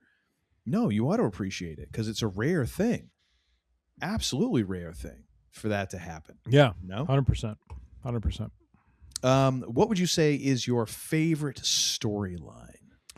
For me, I actually enjoy Nate's ascension from the kit man to the assistant coach. Like I think it was very, and it's definitely a secondary story, but it was very cool to see how he starts out as this guy who is not really known by management very much, who is in some ways abused by the players, made fun of and that sort of thing. And yet he turns into this, mastermind of their strategy and their approach to their season. And he shows an affinity for the game from a strategic perspective that is, obviously not revealed through the work that he's directly doing. And so so that to me, and I remember this the very first time I watched the show, I really enjoy the interplay between Ted and Nate, and the way that Ted, and again, that's, it's the idyllic nature of his character, but it's also refreshing to see someone in his position elevate everyone he interacts with. You know what I mean? And the fact that he, recognizes Nate as a person, that he appreciates who Nate is, that he encourages him. It's also what makes season 2 so hard, I think, to kind of digest, because, the turn that Nate takes, and, you're just looking at it like, and again, it goes back to that fact of we all don't know what others are going through. Yes. And so, we get very little about Nate's family life, other than, he talks about how his dad is a cartographer and so on and so forth, but we don't really get a hint about some of the baggage that Nate is carrying. And that's what becomes more the focus in season 2. Yeah. But no, I think in season 1, I love the storyline of Nate going from very humble, kind of quiet, introverted Nate to, especially in, like, I forget if it's episode 7 or 8 when he, I think it's episode 7, because I think it's when they play the game that they have, they've lost to this team for like 60 plus years. It's make Rebecca great again. Yeah. And he reads off all those riffs on the players to inspire them to be themselves, and to be what they are, to realize their potential. And it's a great scene, because like even just and I don't know if you've noticed this, but it's a very little thing, but the way that Jason Sudeikis plays that, when he's just like, Nate, go on, and he kind of taps him on the shoulder and walks away, and just like, and Nate very timidly starts to read his notes, but then he gets more confident as he hits player to player to player, to be like, here's where you're failing. Here's where you're failing here. But here's the promise that you have, go forth and do this, sort of thing. And I love how Roy is with Nate, because he walks right up to him, and yet at the same time, Roy is not going to do a damn thing to him. No, he wants to stand up. He's standing there because he wants Nate to say eye to eye, face to face, say it. But I will go do it. In a weird way, I feel like Roy is actually in the challenge of that. Like it's almost more Roy. Like, this is just who Roy is. Roy is straightforward. If you're going to say it to his face and all that. But in a weird way, he's also like, in that same way, like, this is the guy that he's been trying to keep from getting bullied, and he's almost like, you can do it. Yep. Like, I am the toughest guy in this room. Yep. And what's the first thing that Roy does after Nate, says what he says to him?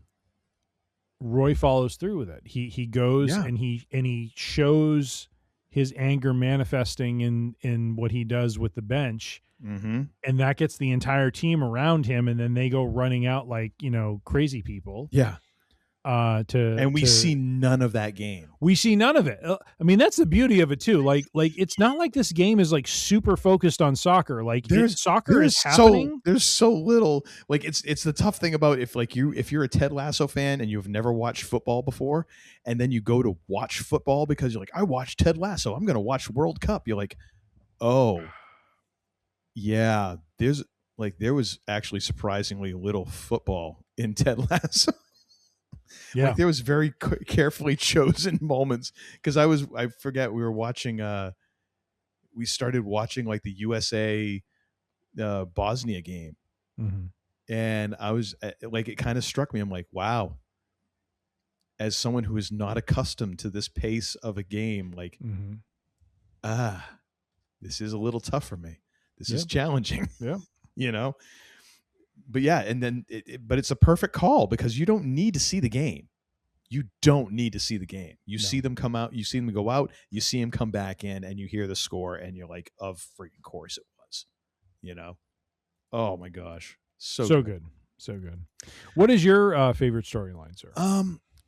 My favorite is Rebecca's redemption. It really is. I love how it manifests in different ways. Like I love how, because she starts to get to know Keeley a little bit, she has that conversation with Keeley in the bathroom for the children, where she doesn't have to do that.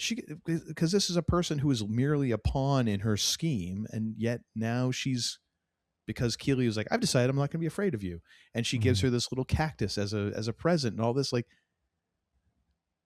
I guess because Rebecca showed her boobs as well, which was such a friggin' hilarious moment. Oh my gosh, that whole scene. I'm like, and just the way Keeley plays it, you wouldn't have mentioned it if you weren't dying to show someone. Every single friggin' time, and just the way you can kind of see Rebecca play it off, like but she's also kind of yeah, actually, and just the way that plays into how then Rebecca deals with Ted, and then like the whole thing, like there's just these layers of seeing her kind of like almost in a way like someone who is having a tough time swimming, but they manage to break the surface and catch a little bit of air just to keep them going. And that's what I see is like, but instead of getting weaker, Rebecca is getting stronger throughout the season. To the point where then she can confront Ted and be like, yeah, I have done this horrible effing thing. Yeah. And I think again, it just kind of reflects that it reflects that thing that I want to have faith in humanity. I really do. And I very rarely find it in the masses, but I do find it in individuals. Yeah. And I want to believe in people. But there's like we talked about on Wednesday, like there is just this we instead of this me instead of we attitude. Yeah. And this just shows like it can actually happen. Like just seeing people play out realistically and actually confront the things they've done and be accountable and ask for forgiveness and give forgiveness. All of those things are things that I'm like, I just want to see that in the world. And even if it's just on my TV screen, it just makes me feel better. And it makes me want to strive for that and to be part of that. So I love all of that. And that is, kind of really the main arc for me, of the first season, more so even than anything Ted really does. Yeah. Next question, favorite relationship. I'll go first because it's probably pretty evident. My favorite is Rebecca and Keeley and their friendship. And I just love how from the moment Keeley decides that she's not afraid of Rebecca and that she's just going to be her friend and just kind of makes that assumption. Like it's very much like a salesy sort of like assume the sale sort of thing. And right. Then Keeley instantly becomes like this huge cheerleader for Rebecca. and that continues. Like, she is just there to like cheer her on, and Keely is such like a hype person for everybody, and it is just like, again, it's one of those things where I look at that and go like, okay, how can I be more like that? Like, I am never going to be 100% Keely, because one, I'm just not that cute, but two, like, that's just not my personality. But I believe we can all, emulate some of those things and hype people up around us. Like, it's not going to be the same degree, but we can all do a little bit better. And I look at that and I'm like, how can I do that to the people, for the people around me, So there is that aspect of that. And in a way, there's also a little bit of the Rebecca of like, how can I accept when people try to hype me up? Because my first thing is like, no, don't do that. I'm terrible. Like, how can I actually allow people to do that? So kind of a little give and take in there for me. Yeah. Your favorite relationship, sir, in the first season? I alluded to this earlier, but Ted and Roy, I think, Roy starts out as being very skeptical of his new gaffer. To put it lightly, to the point where he's out there talking to Keely, he's like, hey there, I'm howdy doody. Yeah.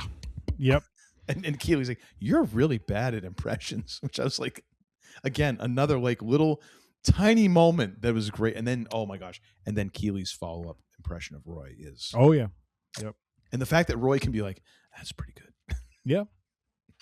No, I think just over the season where Roy comes to accept, kind of where his career is going. And,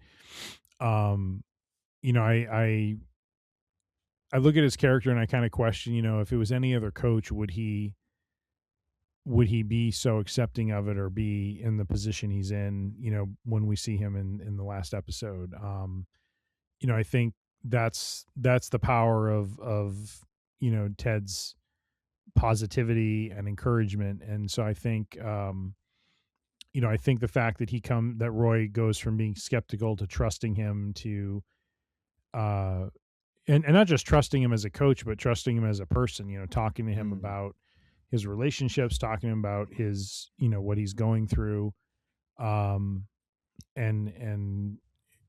coming to an understanding with him about, what his role with the team needs to be, as we get to the end of the season, I think is one of the interesting relationships. Now, I agree with you that I think, Rebecca and Keely's is a very strong, first, because, Keely just kind of, the two of them don't even know each other at the start of the season, really. Yeah. And by the end of the season, they're like the best of friends. And so, so I think the natural evolution that takes is interesting. And then, but like I said, I think what Ted and Roy go through is very analogous to that, because,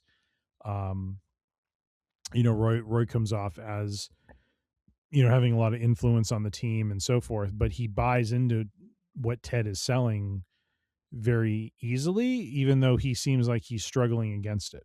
And the Wrinkle in Time book is a great example of that, where he's, like, he's not turned off by the fact that his coach gave him a book. He just doesn't understand what's the point of it. And then when he goes to read it, then he's like, oh, F, and then he goes off and that's when he goes to the bar and reads Jamie the Riot Act and his lackeys. I love he's like, I just headbutted somebody, but I'm not sure who it is because I don't see so well in the dark anymore. Right. And so, so I just love how Roy goes from being this, unstructured, angry person to being someone who is trying, he's trying to be a better person. Mm-hmm. And he's trying to channel, his emotions and the way he is to be more productive and to be a better person. And so, their relationship is something that I find very endearing in the first season. And I think that in your tact of the way you said of every character influencing other characters. Yes. Jamie actually plays a part in Roy buying in completely with Ted in the way that he for the children, when they're leveling with each other, he's like, you just walk around like you're expecting everyone to kiss your ring. Yeah. Because that is Roy's leadership style. Like, he's not necessarily using he has influence in the team, but he's using that influence to basically intimidate everybody instead of using it to actually uplift. He's not using it to the full potential. So therefore, Ted's giving this book like, oh, you're not actually leading. And that is one of the wonderful things that I think about Roy, is that Roy is not one of those people who necessarily lives in denial about everything. Like, when it finally hits him, he's just like, and now he has to bolt and go and do the right thing. And we see that in a couple of different times in the next 2 seasons, where he'll just have this epiphany, like, and of course, just drops an F-bomb and, pimps off to go fix things, which is wonderful. Yep. We should all kind of endeavor in a way to do that. Maybe not the F-bomb. Maybe, maybe if that works for you, whatever.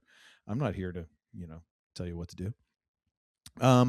We're now going to get into favorite moments, and you may have noticed I've snuck in a fourth because you snuck in 3, so I had to do you one better. And actually, I'm realizing I need to actually add a 5th. So I apologize. Just add 10 for crying out loud. 1 for every episode. You know what I mean? So if you want to add in an extra one, no, I'm good. I tried to do ones that weren't yours. So let me do 2, and then we'll match up after this. My number 5 top moment would be Nate's halftime speech at Everton. That is the one where he kind of riffs on everybody, and Roy's reaction. That entire thing is just great because, number one, it is high comedy. Especially the moment when he talks about Isaac, and then he moves over to Sam, and Sam's like, "Oh no," just very quietly, like, "No." And he's like, "Don't roast me, please." I've never seen an African more imprisoned by his own thoughts as Nelson Mandela. I'm like, oh my gosh. Oh, so good. Number 3 would be Roy chasing down Jamie in the last game. That is a moment that always, from a sports fan kind of sports flick perspective, always like 9 times I've watched that, and 9 times it gets me every single time. I am just like, oh my God, he's actually going to catch him. He's actually going to do it. So those would be my 4 and my 5 and my 4. So then what is your number 3 moment, sir? My number 3 is Rebecca consoling Ted during his panic attack. I thought that was, it's a favorite moment, not because I take pleasure in the pain of others, but as I mentioned earlier, I think it is, it's just one of those powerful emotional moments where you start to see the human behind Rebecca, and, even in the midst of her wanting to get vengeance on Rupert, she sees the human that Ted is, and and him struggling. And so, I found it very interesting that she was the one that found him, and that she's there to comfort him. And like I said, when he walks off, just the look that she gives him, like, not not that she blames herself 100% for all of it, but there's some guilt, I'm sure, that she feels on, what have I done to this person? He's come in as this really positive person, and now look at him like having a panic attack right now. Now, she probably later finds out, that he's dealing with his own element of separating from his wife and divorcing her and all of that. And so, and that largely plays a role in the way that they are able to understand each other and for him to forgive her. But it's a very powerful scene. I remember it really stuck with me, like, to see, I don't know if it's this episode or this moment where it separates itself necessarily. I mean, it probably earlier in the season, it separates itself from Major League, but that's when it starts to change a lot. It's like, hey, this is not the cartoon character owner who's trying to like drive the team into the ground. Like, she's taking an interest in him. And honestly, like you said, in episode 4, when they had the benefit for the children, that, he's comforting her, and so I think, even as early as that, you start to see that this isn't going to be playing out like Major League. It's going to be something very different. And so, that's my number 3 favorite moment is because I think this is an inflection point for her. It's one of several inflection points for her where she starts to work her way back to being, to owning up to what she's done, but then, becoming a better person, from it all. Yeah. And that's actually one of the cool things. Like, now that you mention that, like, there is kind of that final turn, but it's a series of turns. Yeah. It's not just this one, like, out of the blue, like, road to Damascus sort of, moment of like, it's that one thing. And then a character does a 180. Like, this is a series of moments. And then finally there's that last wrenching into like, oh, and this is what I have to do. Mm-hmm. And I love the fact that I don't think that she does that if we don't have Sassy showing up, if we don't, and honestly, I don't, even the karaoke thing, like that kind of touching her on this other level really has kind of made her heart a lot more receptive to this moment and to actually caring about Ted on that personal level. So, no, good call. That is a great scene, and another one that gets me every friggin' time. My number 3 is going to be Ted's moments with Rupert and Rebecca during For the Children, and specifically the moment when Ted is confronting Rupert in a very low-key way of like, well, if you know Robbie Williams that well and you could just get him to come over here, you could probably just call him and tell him not to come just as easily. Because at that point, like, Ted has almost kind of figured this thing out. And I think that's just his way of confirming it. And Rupert's evasive answer is like, yep, I know exactly how this played out. Like, you might think I'm pretty country dumb, but I know more. And then not the moment when Ted is consoling Rebecca, the moment at the very end when they're walking out, and of course Rupert's taking off with Bex for the first time, and everybody loves Rupert. Oh, he's so popular. And Ted just does that real quick. You might think that you're the only person who sees who he is, but you're not. And I think that almost gets Rebecca as much, if not more, than when Ted's comforting her. Yeah. Like, holy shit, somebody else gets it. Yeah. A man's a monster, a very charming monster, but he's a monster. And you see it? Like, I think that is earth-shattering for her, and that's, but then it's very quickly overshadowed because otherwise, like, you can't let her sit on that for too long, Right. But I do love that moment of just, and it's not like overwrought, it's just very plain, Yep. What would be your number 2, sir? Ted and Rupert in the darts. I think that, that the way that plays out, and the way, to your point, Ted plays Rupert in a lot of ways. He hustles him, and yet at the same time reveals a little bit more about himself. And like you mentioned, when he talks about his dad and his dad's death and the way that Rebecca reacts to that, again, all of this is like little moments that build up to her seeing more of the human being that she's, and as she says, you were nothing more than a pawn in my game. And she starts to understand a little bit more that the pawns in her game are human beings, and they have their own stories, they have their own struggles and that sort of thing. And so I think, again, it humanizes her, and it helped. At the same time, it was also a great moment where we see, how Ted is going to consistently, maybe not every single time, but consistently will take it to Rupert and knock him down a peg. And in this case, he hustles him into a dart game where it keeps him out of the owner's box so that, Rebecca can enjoy the games and can, be there as the owner of the team without being harassed. Because, just before then he talks about how he is going to be, relentless to her. Yes. And in that moment, Ted sees how, he can step in and help her, so that she doesn't have to deal with that sort of suffering and bear that sort of burden. And so, so again, it just goes to, like there was a part of me that was wondering if it was ever going to go to a place where she and Ted were going to, become a couple or something like that. But I think there's, because Ted is going through his own issue with, divorcing his wife, I think he understands very clearly what she's been going through, and the fact that she's probably going through it in an even worse way because it's being played out in public. Yes. It's being, she is old Rebecca, not Rebecca, there's just a lot of stuff that she's having to deal with. And Ted's probably looking at it like, well, at least, as much as I'm going through something, at least I'm going through it in private. Yeah. And I don't have the entire world looking at me. Whereas for her, this is out in front of, it's out there on Main Street for everyone to see. And so, yeah, so I like that. The whole dart scene is a great, it's a little victory. It's, not anything that happens out on the pitch, but it's something that,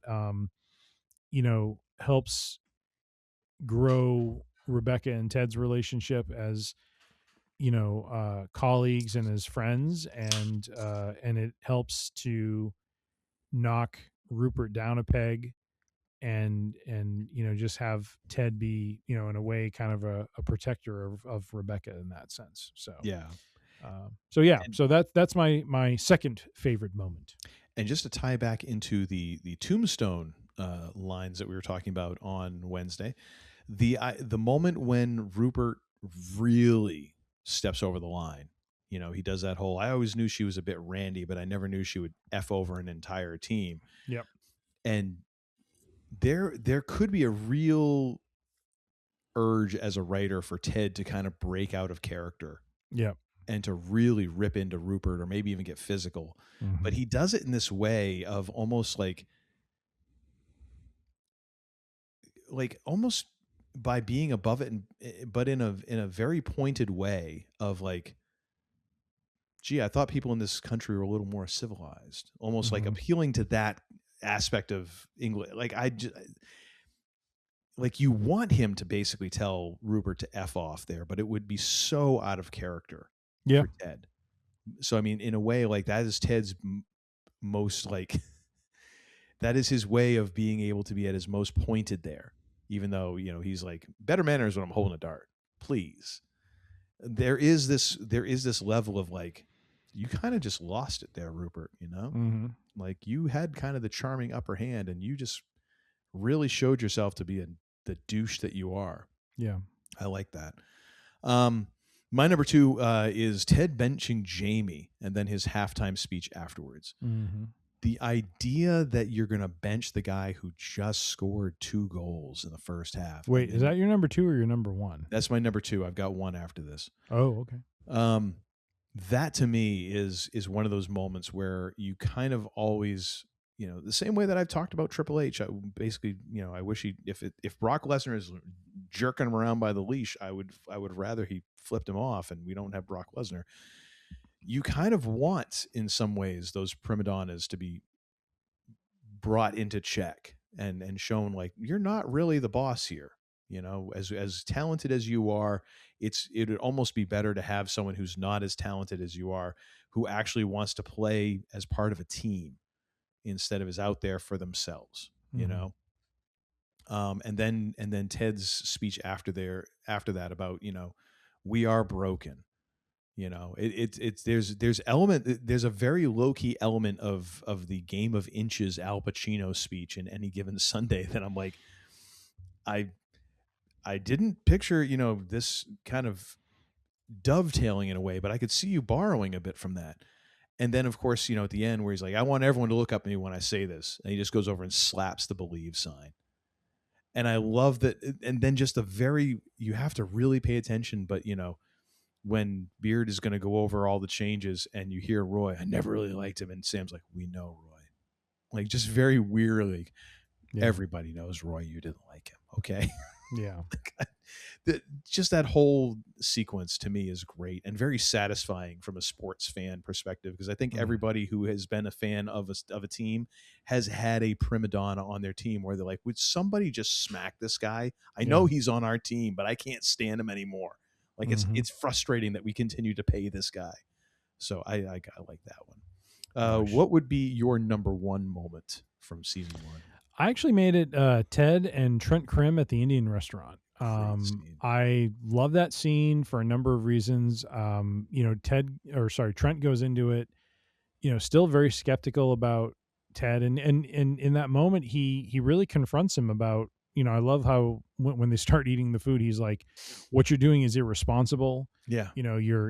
You're taking a team that a lot of people, put their hopes and dreams into, and so on and so forth. And it's in that moment that, Ted reveals a lot about himself, where he's like, look, it's not about the wins and losses. It's about who these guys are on the field and off the field. And that's what I'm focused on.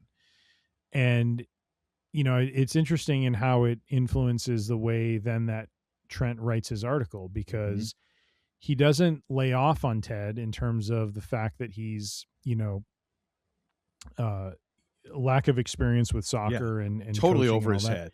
Yeah. But at the same time, he acknowledges the fact that he's really, truly working to make these people better. Mm-hmm. That he, through what he's doing, he's trying to make the team better. And that at the end of the day, he wants to, and this is the part that, I love at the end of that episode, how Higgins is reading the article to Rebecca, and as he, and he has to stop for a moment and say, look, remember, this is Trent, not me.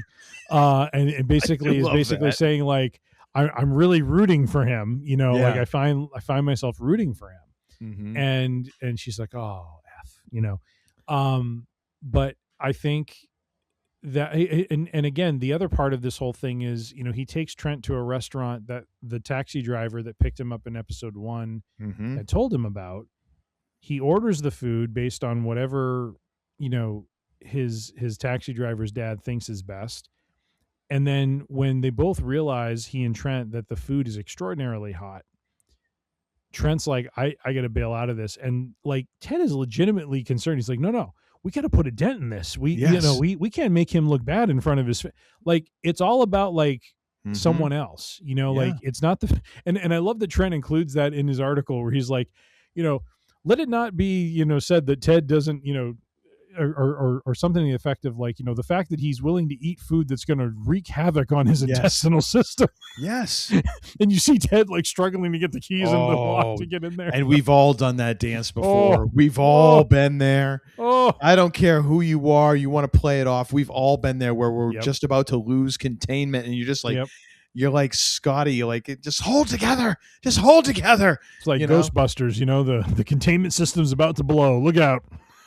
Honestly, from that scene, or that entire thing, like, the thing that gets me the most is when, Ted is like, hey, Trent, I just want you to know I really enjoyed spending time with you today. And Trent's like, you really mean that, don't you? Right. Like up until this point, like, Trent does not believe that he's genuine.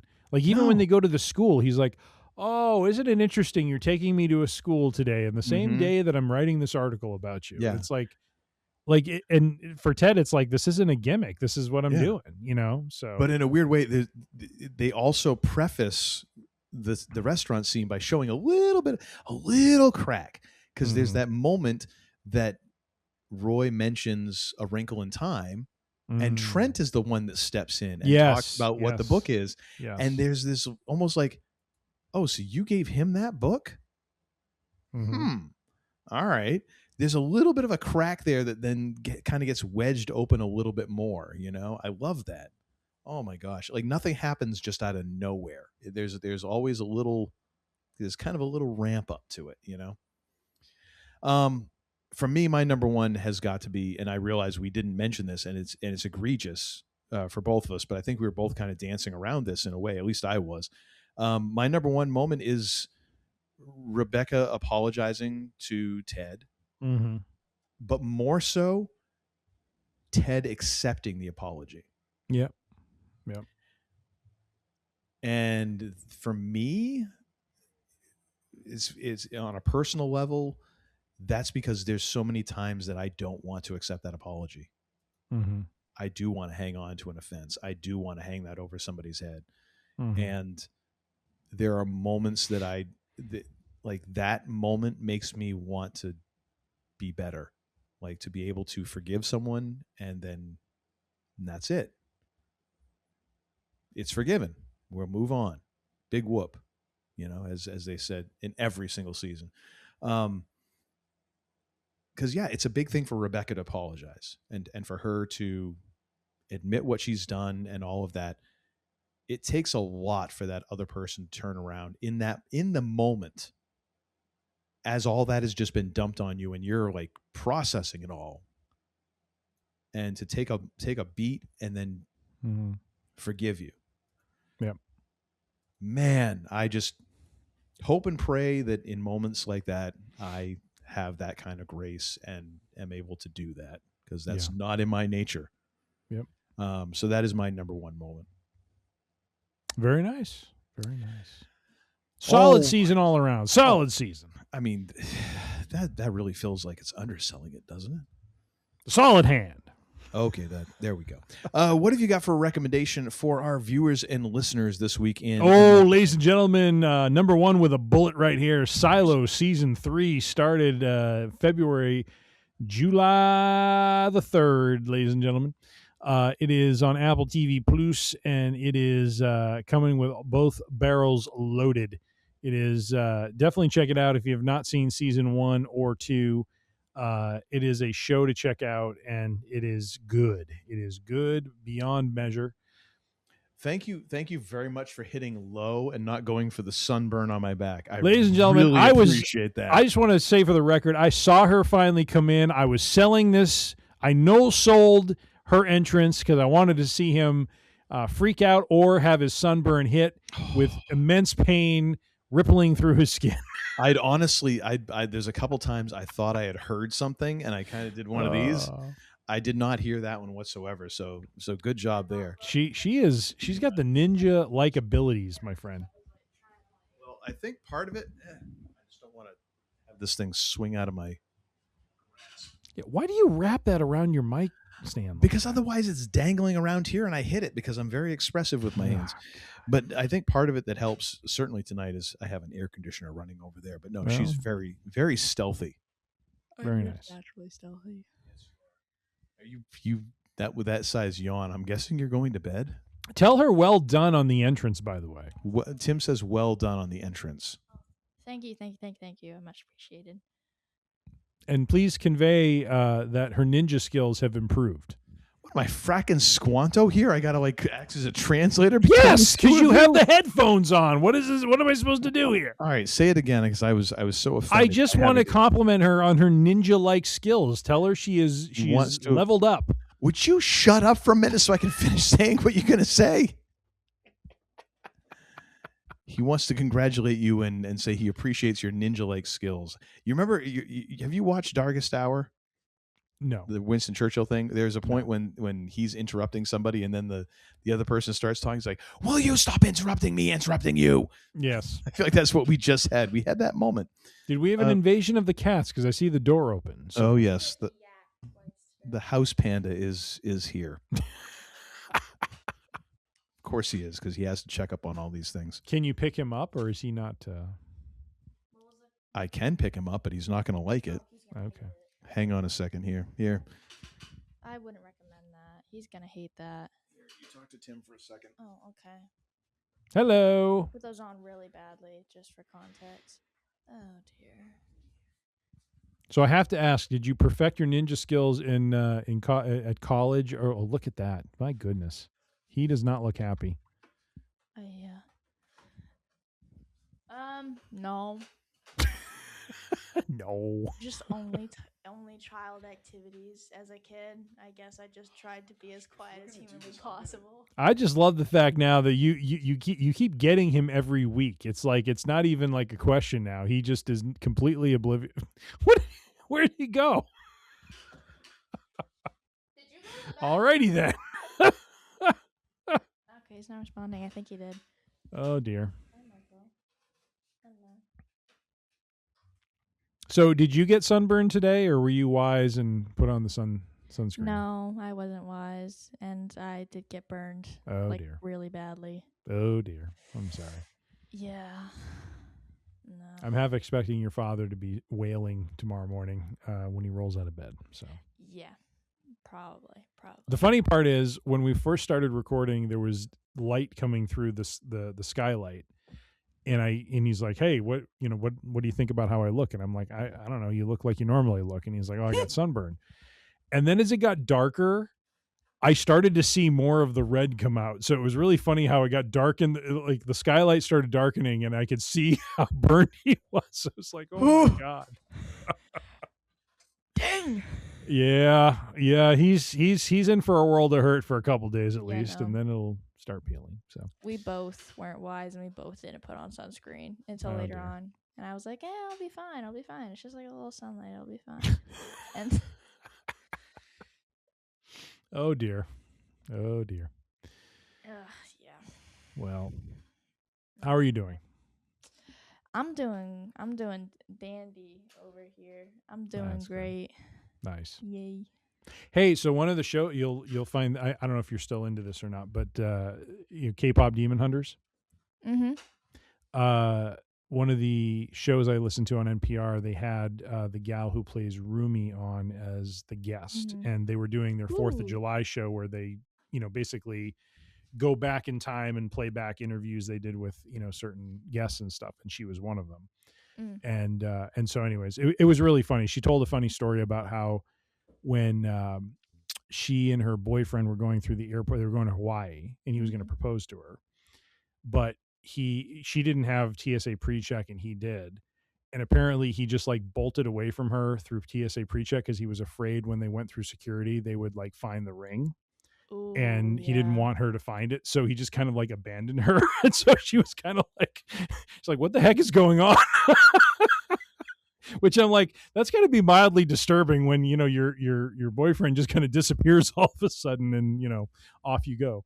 That's hilarious. Anyways, so kind of funny. I met her. I got to meet her. Like, oh, you did? Yeah, I met her. I have her autograph. It's hung up in my room. Oh, that's right cool. now. But yeah, no, I got to have a whole conversation with her, and I gifted her a bracelet because I didn't know what else to talk about, because she's like freaking gorgeous in person, and it's really that's cool. It's really hard. Yeah, the gal who was guest hosting. So it's this quiz show on NPR called Wait Don't Tell Me. I've No, it's the voice actress of Rumi from K-pop Demon Hunters. Remember, I met her at Fan Expo. What's going on the show that I'm usually a part of. So he's saying he's just wondering what's going on the show that he's usually a part of. Tell him we're having a conversation. Leave you alone. All right. So no. So on this show, the gal who was guest hosting it, she was explaining to her how her 7-year-old daughter, like, all she hears is her voice because her daughter likes to watch the movie constantly. Yeah. And it was really cute. So she kind of did a little message to her daughter, like, on the show, which was funny. She's like, oh, she'll love it, and I'm just gonna hear your voice forever now. So I love that. Good movie. Really good movie. Yeah, definitely. What's the plan for the week? Are you busy work? What are you working, like 2-3 jobs or something like that? 3 jobs. Oh, geez. Yeah, it's great. How many per day? Are you working, like 2 per day or 1 or? Mainly 2 per day, but it's staggered. There's no organization. There's no set schedule. I have to figure that out. Okay. But everything's all cats and dogs and all over the place. Yeah. Now even more screwed up now that you have a sunburn. But oh, it's gonna hurt tomorrow when I have to work a double. Oh dear. Oh, it's gonna be great. You have to tell people, don't slap my shoulder, please. Just don't touch me in general. Right. Just don't. There's going to be a 2-foot perimeter around me. Do not violate. Yeah. But yes. Indeed. Very cool. How was your 4th? Did you have a good 4th? I was working the entire day, Were you? so I wouldn't know. It was raining here the entire time. We had storms, so there was no fireworks going off over the weekend. It was kind of blah. That's depressing. Yeah. We had a lot of tree limbs everywhere because we had some pretty violent storms come through, like a lot of wind and stuff like that. So kind of took down some dead branches and stuff. So what is your dad doing over there? Is he just like? He's just sitting there. I got a little concerned for a second because his chair creaks like it's about to break every single time we move. That's a tad bit concerning. And I'm like half your weight too. Jeez. Oh dear. I love you.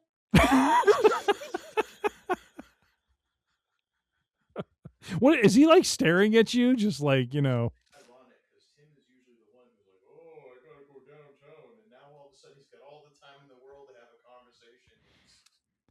Tell him I'm trying to be a gentleman and polite. What is wrong with him? He says he's just trying to be a gentleman and polite. Oh, wow. So he's trying to start that at 50.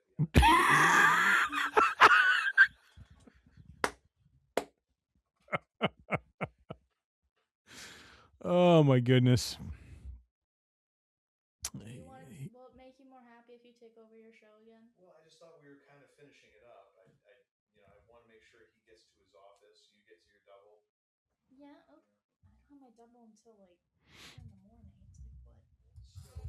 Oh, it is 12 o'clock at night. And you're watching Perspectives. And you're watching Perspectives, yes. Forgot about that. Yes. Well, good chatting with you. Have a good week. I will. You too. Thank you. Usually, two hands are good with that. All right. Darn. Good night. Love you too. I just had my belly right in the front of the camera. That's going to be a good angle. Yeah, he's mad at me. Get in my belly. Yeah, Marco is not pleased with me at this point. Why? What happened? I picked him up like twice. Is that a violation of some kind? That is a big violation of the user terms with Marco. I love how both cats, when you pick them up and hold them up in front of the camera, they both look unhappy. Like, oh, what the hell is going on? Yeah, why am I being put on display? I don't agree with this. I never agreed to this. Oh dear. So where were we before we? I was heaping effusive praise on Silo as a show, and especially season 3, which started on Friday on Apple TV Plus. So I just wanted to bring that up as my and another thing because episode 1, Chef's Kiss, and it is supposed to be a good season. So I'm excited to see where this goes. We're having some stories told in a very different way from the prior seasons, and so I'm very excited about the direction of the show. So interesting. Highly would recommend it. What, sir, is your and another thing? I'm going with an oldie but a goodie. I just kind of have been rewatching this again to kind of fit the aspirational tone of Ted Lasso. The Imagineering story, available on Disney Plus, and just the story of how Imagineering became a thing with the Disney company and how it was a bit of a playpen or a sandbox for Walt Disney.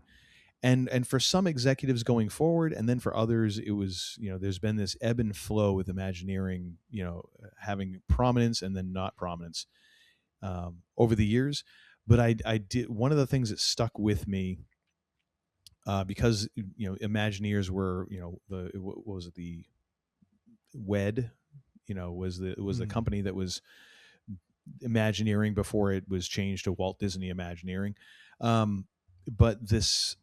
At one point, because it was a different location, they were kind of off the beaten path from, the normal Disney studio offices and all that. Walt Disney would go over there and he would kind of just hang around. And someone's like, well, Walt, you ought to have an office over here. And he's like, no, I don't want to have an office. I come over here to play. I don't come over here to work. And it was really like this, it's kind of started off as this group of people who were just in charge of like, Walt's got an idea. How do you actually make it work? And I just love the bare bones-edness of that creativity of, hey, I've got an idea. All right, now you have to figure out how to make it work. I've filled in all of these details for you. I've given you all the information. Now, how do you actually mechanically, physically make this thing a thing? And it's very interesting when you see how that process went, and just in some ways, like sometimes how undocumented it was. Like, well, all you have to do is get it to work once, and then there it is. That's the thing. And it's like, well, how did you do it? Well, we did. Yep. Like, magic. Woohoo! So it's a very interesting series, and I recommend that you watch it. Very nice. On the Disney Plus. On the Plus. And that, ladies and gentlemen, concludes our broadcast day here on Free Range Idiocy Friday. Thank you all for tuning in. You can go to freerangeidiocy.com, find all of our episodes there, and subscribe to the Podbean app, as well as go to many other fine podcast providers. Excuse me.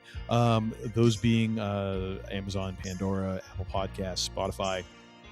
You can also find us on the YouTubes. We are on youtube.com/@freerangeidiocy. You can find all of our episodes there, both Wednesday and Friday shows. Subscribe to our YouTube channel and you'll get all those delivered right into your stream. And won't that be a wonderful thing? We are also on the Instagram and the Facebook. You can find those both at Free Range Idiocy. If you have any thoughts, questions, or concerns, or suggestions, send those to Tim at freerangeidiocy.com. And yeah, I'm picking up the pace because it's getting late. And now, ladies and gentlemen, it's time for me to turn over this show to the least idiotic member of this show, which, granted, it's a 50-50 shot. But not before I ask him the second most important question in all of human history. The first being, what is hip? The second being, what the high holy hell did we learn this episode? Anything? Quite Anything simply, that Ted Lasso is chef's kiss. Piece of work. Season 1, phenomenal. Not a bad episode amongst them. And if you haven't, if you have not taken in this series yet, go do it, please. I mean, it is a series of hope. It is a series of positivity, of a wonderful message, and as we've talked about, we have learned that this is an efficient story, if it is nothing else. Yes.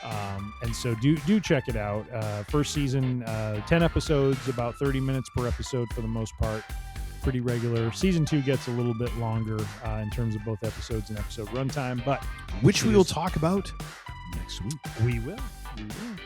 And of course, this is all in preparation for season 4, which we are, of course, awaiting with bated breath, which when it does come out, do realize we're going to be in August at this point, and somehow, ladies and gentlemen, 2026 is quickly evaporating before us. Yeah. So and keep in mind, I believe Ted Lasso premieres on the same weekend as SummerSlam. Damn it! Well, I just put in the family calendar SummerSlam Saturday and Sunday. At least it's a little bit of a gimme for our wives. Like, hey, I'm going to disappear for approximately 10 hours watching wrestling, but Ted Lasso will have that quality time. You're going to get some relief. So enjoy it. Is it hemorrhoid cream? Hang on a second. Well, I think we're the hemorrhoids, though. You know what I mean? So that's pretty much true. You're right. Yeah, pretty much. We've also learned that Uncle Todd and the man they call Tim, while we have slightly different favorite episodes and storylines and relationships, all in all, I think we are in lockstep in terms of what we enjoy in the show, and it is really there is not an episode that you will not enjoy. Everyone has their own thing, and it all kind of comes into play, but the characters are great. The way that the story plays out is great, and it just has a wonderful, wonderful theme to it. So if you have not seen it, again, I will say, go see it, for crying out loud. Oh, okay. Before Silo. Then go see Silo. Like think of Ted Lasso as the elixir to watching Silo. You watch Silo, you feel like, oh my God, this world's going to end. And then you watch Ted Lasso, it's like, there's such hope in this world. We can make it. We can really make it. All right. Kind of. Okay. No? Sure. Yes? Maybe? Maybe. We've also learned that Uncle Todd apparently is training Kaylin to take over the show, because Kaylin and I can banter for, a long time. It's just how it goes. He can just walk out the door and the show just keeps going. So he's got a second there. So. I, on the other hand, have not trained. What Tim is saying is I'm going to get fired really soon. That's what's going Quite possible. Quite possible. Why can't I get this thing to stay where I want it to? Because you wind it up on the mic stand, like I don't have it wound up right now. I think that's the problem. I need to wind it up. and you're winding me up. We've Everything's also wound learned up. that Uncle Todd needs to get a few more lessons in the application of the SPF 100 on his skin, because he is going to be a hurtin' puppy this week with that sunburn. I'm interested to hear next week when we get back together. How is he doing? What is going to be happening there? Is his skin finally peeling, and is the pain finally subsiding? There are going to be many creams and ointments in my future. That's what I know right now. Ladies and gentlemen, we've also learned aloe is Uncle Todd's best friend right now. Aloe. A-L-O-E. So just know I'm not even going to be able to stay in bed. I'm just going to go get in the bed. I'm going to slide right out because I'm going to have so much aloe on me. I'm going to sleep here on the floor. Leave a big grease spot. Although Marco's going to come over and probably take a whiz on you or something. He'll be licking me. All right, well, that being said, we thank you again for the listenership, and as we like to close things out here on the range, be safe, be healthy, be kind, be good to one another. You don't have to go home, but you can't stay here. The range is closed for now. Believe and see. I like a Mussolini! It's like I picked the wrong week to quit drinking. I beg your pardon, what did you say? Damn! You're such a disappointing pair. I prayed so hard for you. Get out.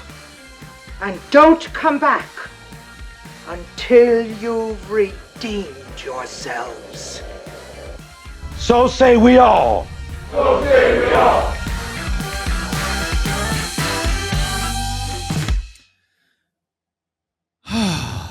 Well, it's now Monday here on the East Coast. And you're watching Perspectives. Sweet mother of God. Every single time I think we're going to be, we're going to be done early. We're going to be done early. And then somehow, here we are. Tearing a calendar page off. I also forgot, we've also learned that Kaylin's ninja skills have grown by leaps and bounds over the last year. She is capable of sneaking up on your ass and scaring you. So. Well, again, like when I was recording in that other room, like that door stuck. So that always tipped me off. And here, like this door is real quiet and there's no creaks in this floor. Not that I wish ill on you in any way, shape, or form, but it would have been really funny. You don't. if she came in the room and walked up behind you and just went, wha-bam! Right on your back. I would just love to see what Uncle Todd's reaction. Oh yeah, there it is. There it is. Such a horrible person. I never realized until right now. He is such a terrible person. Here we are talking about all this aspirational stuff, and you come to the 2 hours into that, and you're like, you know what? F you. F you. That's real nice. That is really nice. But see, your daughter didn't do that. Does your wife know that she married a monster? Does she know that?